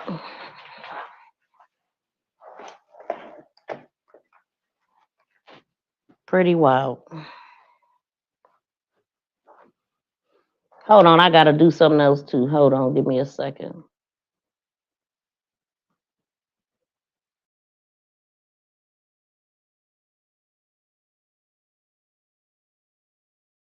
New tonight, the search for suspects after a woman's body was found inside a trash bag in Kips Bay. Friends and family spoke to CBS 2's Alice Gaynor, remembering her life taken too soon. My beautiful baby, my angel. Family and friends gathered at a memorial on 27th Street between 2nd and 3rd Avenues where the body of 31-year-old Yasmin Williams was found. Police say this past Friday, just before 5 p.m., they responded to a call of a suspicious package on the curb. Police sources say inside the trash bag was a woman's body wrapped in a sleeping bag. The medical examiner's office ruled it a homicide. She had been shot in the head. No one would have a reason to hurt her like that. Everyone she knew, she meant something to them. Police sources say a man was seen on video pulling the bag on a motorized wheelchair. Several say Williams was friends with a man who uses a wheelchair in the neighborhood. She grew up here and lived nearby. Williams' mother says days before she was killed, her daughter, known as Yazzie, had just started a new job. She was looking so forward to living her life. Because she got her degree in criminal justice. She went to Buffalo State University, and she wanted to go back to be a lawyer. You could always catch her on a city bike. She had a beautiful voice. She just really loves life. Williams had a twin brother and a little sister. She used to always take good care of me, and she used to always be proud of me. She was the best. We are back. Yeah, so educated. Wanted to go back to be a lawyer, starting a new job. Nothing. And this guy, we reading his record. He was a bad actor. Why was she around him, man? Who was he? Okay.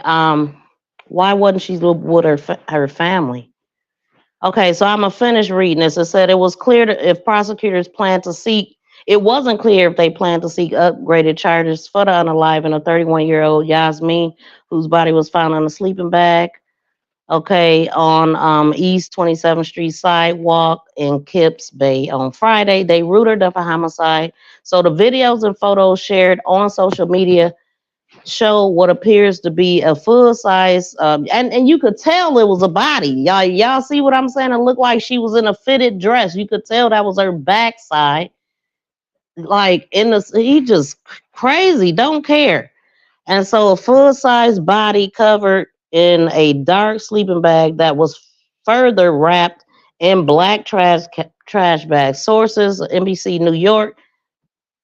That surveillance video appeared to show a person in a electric chair pulling it, like, wow. Crowds tried to attack him. We seen that as he was being arrested in connection of the death. Officers, ambulance staffs held a mob of dozens back while punches were thrown and others were seen spitting on him. Tensions were high until the man was put in the ambulance and taken to a nearby hospital. How humane. You're dragging down a block somebody's daughter. The New York mayor, Eric, said in a press conference Tuesday. He should be lucky that the police got to him before they did. The victim's mother, Nicole, was there when he was led away. He's disgusting. He looks like scum, said Williams.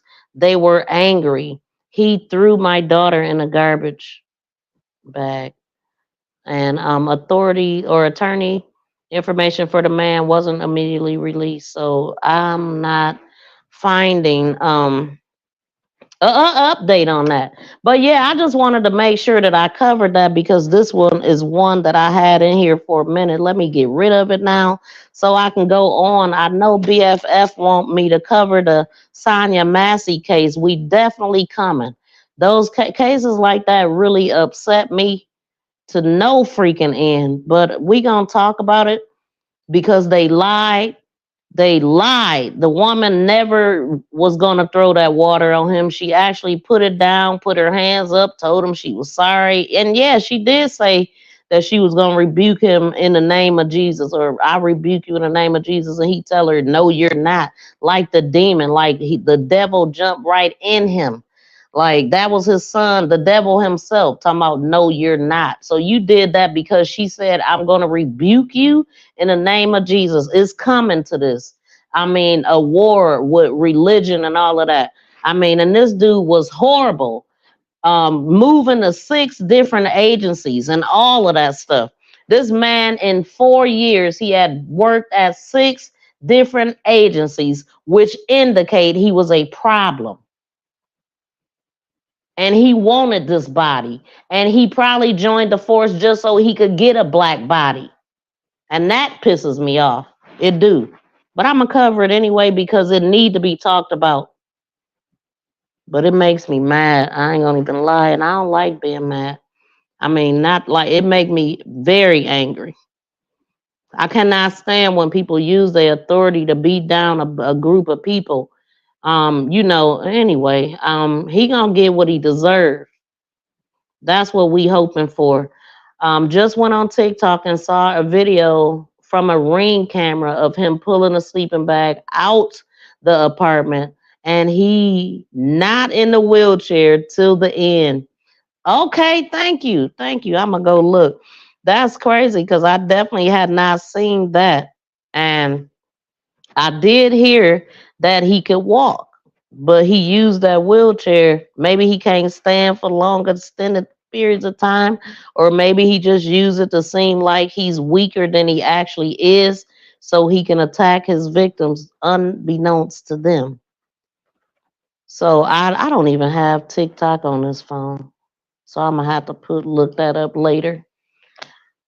This dude, she should have never been around him, and I don't know. It to me it just sound like, I mean, it sounds like she lost some connections with her family or something. I don't know if they knew that she was around this dude, and I definitely don't know why. I definitely don't know why. But when I heard about some crack, I was like, wait a minute, was she into that? You know? Okay, and so we gonna go on to the next case that I wanted to talk about that I've been having in here. So I need to get rid of these things that I'm already talked about. We gonna do that right now so we can clear out for the next case, which is going to be Sonia Massey. And if y'all have not checked out my video that I did on her, Tan the God, Alania, what's the name? Oh, it's not Alania. I'm thinking of Alania Lenore, but it's spelled All Eliana. Green is her real name, or Aliana, however they pronounced it, Aliana. So if you have not caught that video, please check that out. And now, okay, so y'all know we covered the case with Javante Bryce. It was wild. This dude unalived his mother, his cousin Sequoia, his baby mama. They said partner, but it's appearing that he was Pig was actually pregnant. Not Pig. Pig is his mother.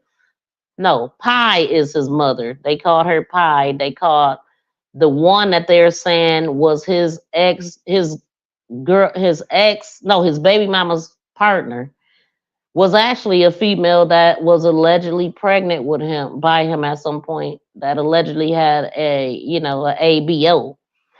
But seen that. He wrote that on his own page. We have pulled that up. Oh my God.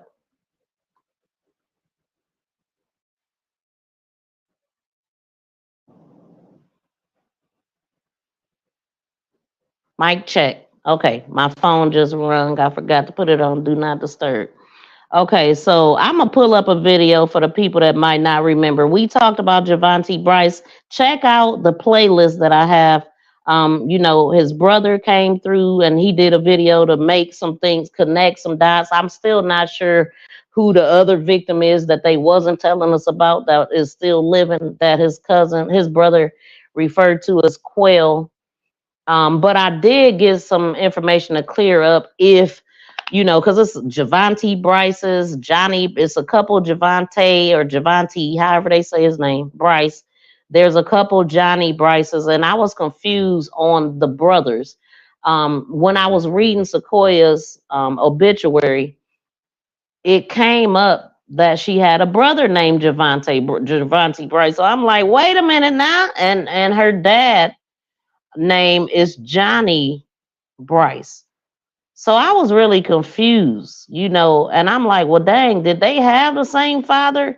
And I'm like, wait a minute, their fathers were brothers too. I said that too. I'm like, it appears their fathers was brothers. That's what make them cousins, and they was first cousins. But everybody is saying, a lot of people are saying that he was involved with his own cousin. And when his brother was talking, it kind of said his brother said, well, Koya was wrong for that stuff too, but I loved her. She was my baby or whatever. So I'm like, what was she wrong about? So let me just pull up some audio so we can remember who Javante Bryce is, because I didn't put a video in because I didn't know if I had to put the other videos in. So we already talked about it extensively. So let's see what we can pull up. And it would be nice if they had an update on this case. Wait a minute now. Let's play this one.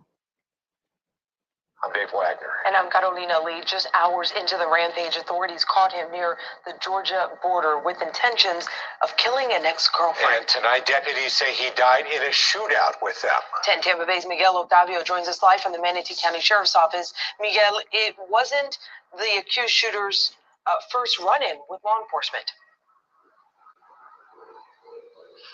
Yeah, Javante Bryce already had a history of domestic battery in the past, and it appears he posted updates on his Facebook throughout this alleged killing spree.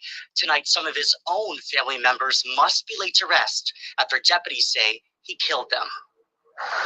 Getting a 33 with injuries at Motel 6. Shots fired at the Motel 6 in Bradenton. There was a female that was shot in the back and neck. Deputies say it was here where 28-year-old Javante Bryce shot and killed his own mother. Minutes later, they say he shot his cousin in Palmetto. Then again in Bradenton, where he killed a partner of an ex-girlfriend. Our prayers go out to the families. Tonight, deputies shared the names of the people killed. Bryce's mother, Tidimaisha Scott, his cousin, Sequoia Starquez Jonquila Bryce, and Jarrell Carter, a partner of an ex. The sheriff believes Bryce was on his way to kill another ex-girlfriend. He appeared to post on Facebook throughout the night. This one tagged his cousin, writing, "I love you, see you in hell." Another wrote, "Pig, I love you, but you had to go." We don't know why he chose to kill. The sheriff believes the post could be key to knowing the motive. Last September, a police report states Bryce struck a woman in the face and also strangled her. In 2021, a petition for a risk protection order was filed. A detective believed... Wait, let me see if I can read some of that. Hold on, let's see. It says, remember I told y'all. Now, remember I said, hold on, like, him and Sequoia got the same like middle names as well. That's why I was like, wait a minute, do they got the same fathers or what? Because her middle name is Jonquil. Like, and his, wait a minute. Hold on. When they just, okay, so his middle name is Jonquil as well, y'all. His middle name is spelled John. John Quell, Quel. And then her middle name is Jonquil, but it's spelled, no, her middle name is Jonquilla. Quella. Jonquilla. And then when I looked and seen she had a brother named Javante Bryce, I'm like, hold on. Then I seen Johnny Bryce. His brother named Johnny Bryce. His uncle named Johnny Bryce, and no, his dad named Johnny Bryce, and then there's an uncle that they call JB Bryce on Facebook. So this was a little confusing. So Tidimaisha Scott, Sequoia Starquez, Jonquilla Bryce, and Jarrell Carter, which is the pig girl. And so, okay, we're going to make it make sense a little bit more. Hold on. And Jarrell Carter, a partner of an ex. The sheriff believes Bryce was on his way to kill another ex-girlfriend. He appeared to post on Facebook. And then we found out another person was hit when we played the brother's videos, because the brother was saying Quell or Quella. So he shot somebody else that they didn't tell us about. And they were in the hospital fighting for their life. I don't know. I think it's his sister. You know, I'm not sure though, y'all. I'm not sure who it is, but the brother spoke on her, and he was kind of not really wanting to say too much. But he was telling her to fight, you know, and that her family was waiting for her in Cali and stuff and all this kind of stuff. Night. This one tagged his cousin, writing, "I love you. See you in hell." Another wrote, "Pig, I'm going to read that again when they come back. We don't know why he chose to kill. The sheriff believes the post could be key to knowing the motive. Last September, a police report states Bryce. Wait, let me see what this say from last September. Of course, it's cut off. Hold on. Yeah.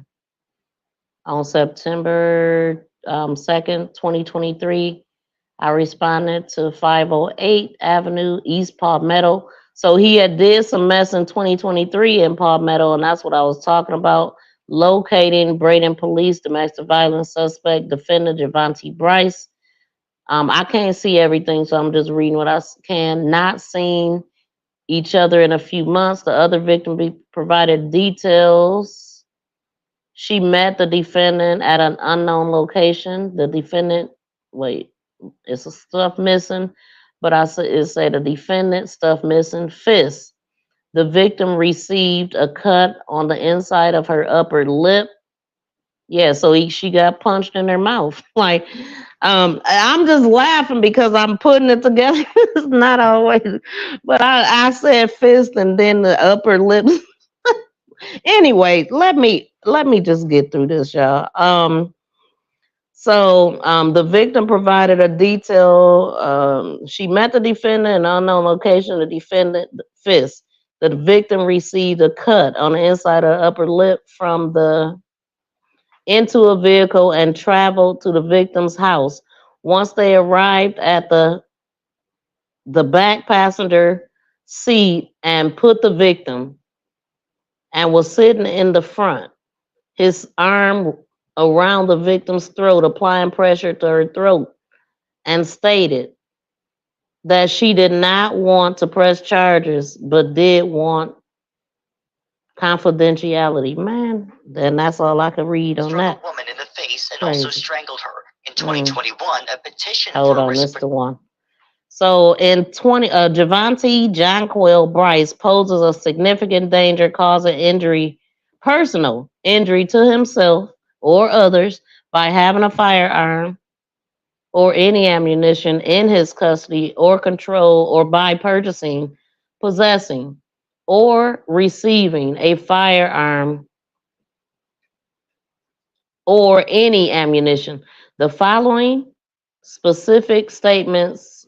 Hold on, let me make this bigger. Wait.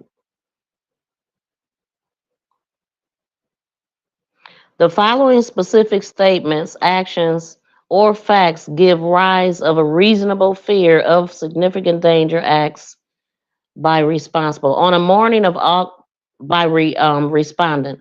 On the morning of August 22nd of 2021, the respondent posted a cryptic message on Facebook stating, "I love my babies. A lot of people don't know what I've been through or going through, but it's the last draw.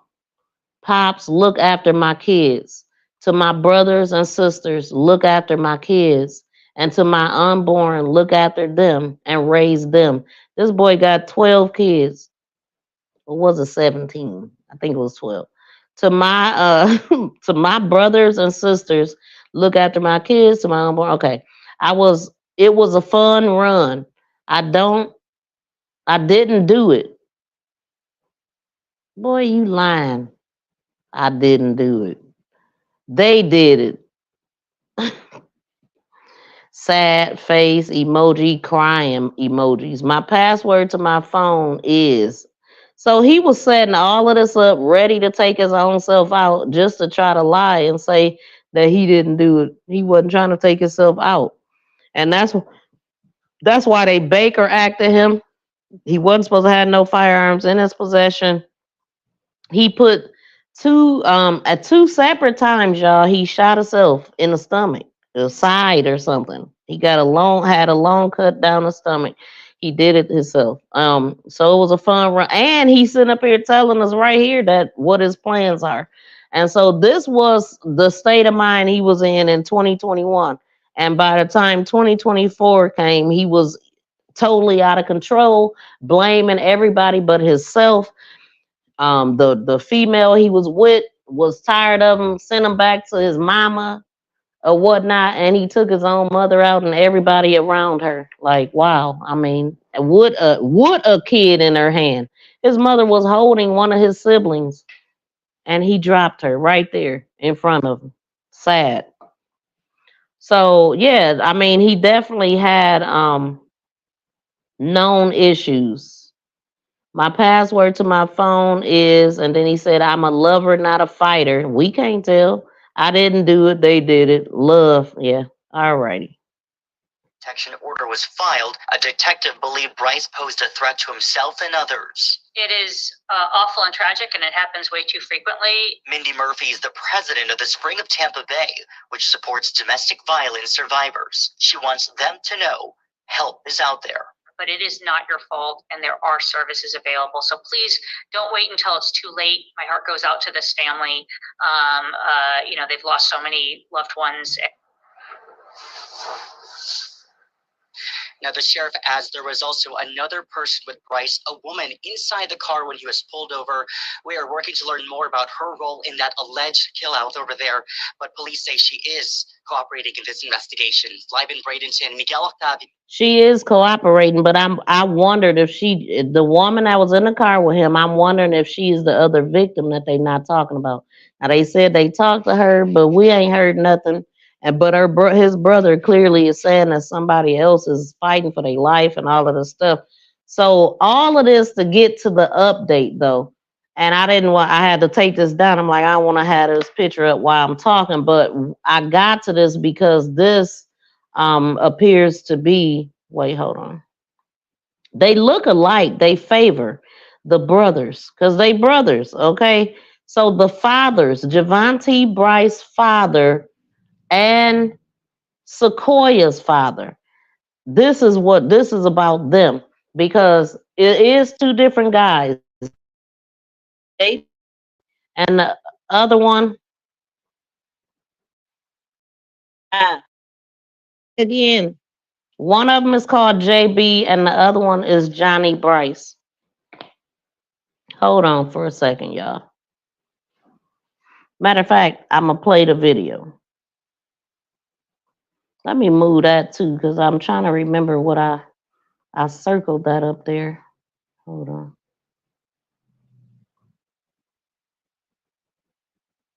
So Tanya Bryce is the sister of both of them. And so what the reason why I seen it is because Johnny Bryce, the brother of Javante Bryce, shared this video. So he shared this from his aunt's page. And it is a video. The guy is talking. So she said, Johnny B, which is Sequoia's father, I can't say I feel your pain, but this is well said, and that's all we can do is come together. I love you. So Sequoia's dad is Johnny B, and the other one is JB Bryce. So let me play this video.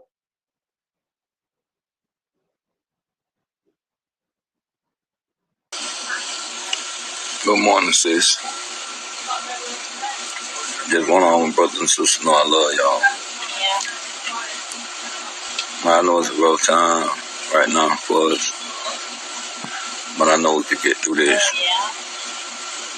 Not just the strength of us, but with the strength of the Lord. You know, we live in a world where you have to come together. Anything on this earth, God makes sure it's okay. I don't care if it's the animals, the birds, anything on this earth, God give you the fruits to survive and be humble, be happy. But you have to still learn how to just cope with life, period. You know, you could go to people's house right now, you don't see a dog chasing a cat. You go to somebody's house right now, they might have a dog, cat, and rooster in the yard getting along. So if the animals could do it, or the world, why we can't do it as human beings? Look at Big Rooster right on the part when he said rooster. I'm not going to overdo this. I'm not looking for a charity case or sympathy because I'm content with the love I have for my daughter. I know she know I love her. I know she love me. It's just a bad situation, and I feel like it's just time for us as whole as the Bryces. Like, you know,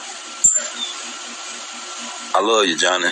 Like, I know what you go through. I know how you feel. But at the end of the day, don't never feel like I'm bitter about nothing. Because at the end of the day, Scooter made his bed, Scooter lie in his bed, and that shouldn't reflect on you as a dad, as a father. So I just want you to know, like, I'm here for you. No, like even with the situation was going on, I'm gonna still be there for you. And like I say, man, I miss my baby. Like, I miss her. That was my oldest daughter. Meant the world to me. Know how to make me laugh, make me smile. Always had a smile on her face. It was beautiful. Like, Coco was really different. Like, cut from a different cloth. Like for real, she was really my oldest daughter. She acted like my oldest daughter. She loved her little sisters. She loved everybody. And like I said, man, I just want to speak on, like, at the end of the day, man, trusting God, believing God. I can't say why this situation happened, but I know God gonna make it right. And I love all of y'all. Love you. So that cleared it up for me. Like, okay, because I was just wondering about these dads. It's just so, like I suspected. Also, though, they do have multiple duplicate names in their family. And that was my confusion. But it is so sad. They really were cousins, and the brothers are at odds because of it. Well, um, Javante's dad more than him, because we just heard him. He loved his brother. He want to continue the relationship with his brother, and he don't feel like what his son did, he should be feeling responsible for. And so, yeah, I mean, hopefully they can come together. I'm sure that's super weird. Like, that's just it puts the whole family in a messed up situation. But he didn't do it. And so hopefully they can mend a relationship, but maybe they can't. Maybe Bryce's father is feeling guilt, because he know it was wrong. He know that all of this happened because of his son. So maybe he just can't face his brother. I mean, I don't know how I would feel about that. I don't know. Like, that's messed up. It really is. And a lot of people have lost their life, and for what? Just because he wasn't responsible enough to take medication, allegedly, that he knew he needed. If you already try to attempt on your own life, and then you figure, you know what, now I'ma just go after my mother for having me. How about that? You know what I'm saying? It just sounds like some things happened to him. In the last video we did, his brother said that he spent a lot of his life in, early years in foster care. So with that being said, he also said his father was in jail. He was in prison. So it kind of sounded like his dad used to be some type of kingpin or something in the game like that. But when he got out of prison, he got his son back and he raised him. Where's his mother at this time? I don't know. And maybe that was why it was so easy for him to take his mother out, because she didn't raise him and the father was in prison. And so he pretty much was left with strangers who things probably happened to him. You never know, or maybe just the abandonment of not having his family around for those years. And then he had two brothers, which was Johnny, the one we was looking at on my video, and then there was another brother that had got out too from spending years in prison. And so it just sounded like it was a lot of kids, a lot of messing up with the parents, and it just carried on. And old boy had definitely had some mental issues. I know people, some people like to say, because I hear people saying, black people don't take mental illness serious and we don't get help and all of this. But we also don't allow mental illness to be a reason for somebody committing a crime like this. But in this case, this dude was clearly not okay. And he took out everybody. He had to be out of his mind to do that. Period. You take out your own mother while she holding your sibling. Like, that is just crazy, man. And I guess he was blaming everybody because at the same time they was trying to keep his kids safe. or you know, that was at the house with the female that sent him back to his mama. Sent him back to his mama just for this to happen. But it would have been her because he was on his way back there to do her. And so that concludes this case. Let me see if anybody's saying anything. It don't look like it. Thank y'all so much for tuning in. This has been a long, I usually don't go live this long, but I'm like, you know what? I'm going to just get it all out. And hopefully you guys subscribed if you have not. Thank you, Latrice, for giving me that information. So I'm going to go look and we'll talk about it another day because I wasn't able to pull it up on my on that phone for whatever reason. Oh, because TikTok is not on that phone. And so yeah, she said that talking about the prior case of the guy in New York dragging a body on a wheelchair, electric chair. She said, I know her mother said she was friends with a man in a wheelchair. And then I heard she also said that in the comments of the video, they were saying that they were dating. So she said, yeah, he was definitely up, huffing and puffing, trying to pull that sleeping bag out the door. Wow. And they saying in the comments they was in a relationship. She had to be on crack, y'all, allegedly. She had to be to even be attracted to this guy, even allow herself to be in his dwellings. Like, man, what? And then over crack, they said. When I heard that, I was like, she had to be birds of a feather flock together, you know, and maybe she was trying to pull it together, or maybe she was like functional. I don't know what made her do this. I mean, get with this guy, but he was a bad actor for sure. Chad Irish, crazy ass. But anyway, everybody, he definitely is where he need to be at with Bubba now. Lock his ass up. Lock his ass up. You going to jail. You going to jail. Lock his ass up. Please subscribe and press that notification bell and thumbs up. Please subscribe and press that notification bell and thumbs up. Please subscribe and press.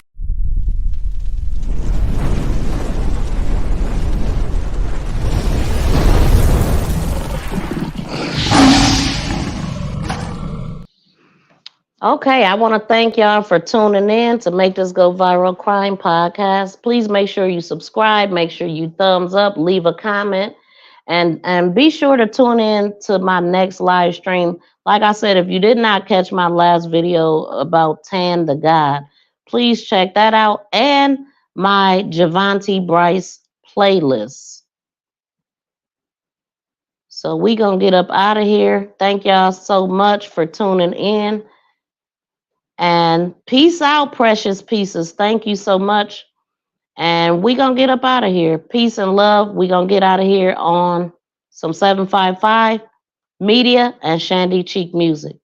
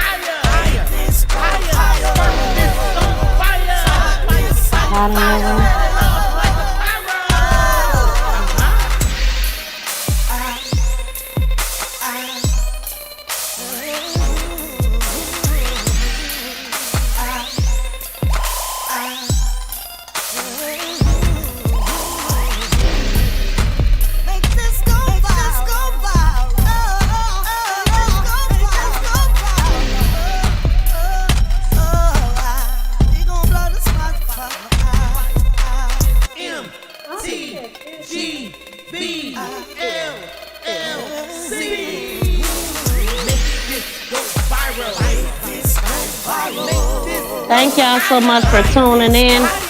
Hopefully I'll see y'all in the next video. Y'all have a great rest of the day. Until next time, we out.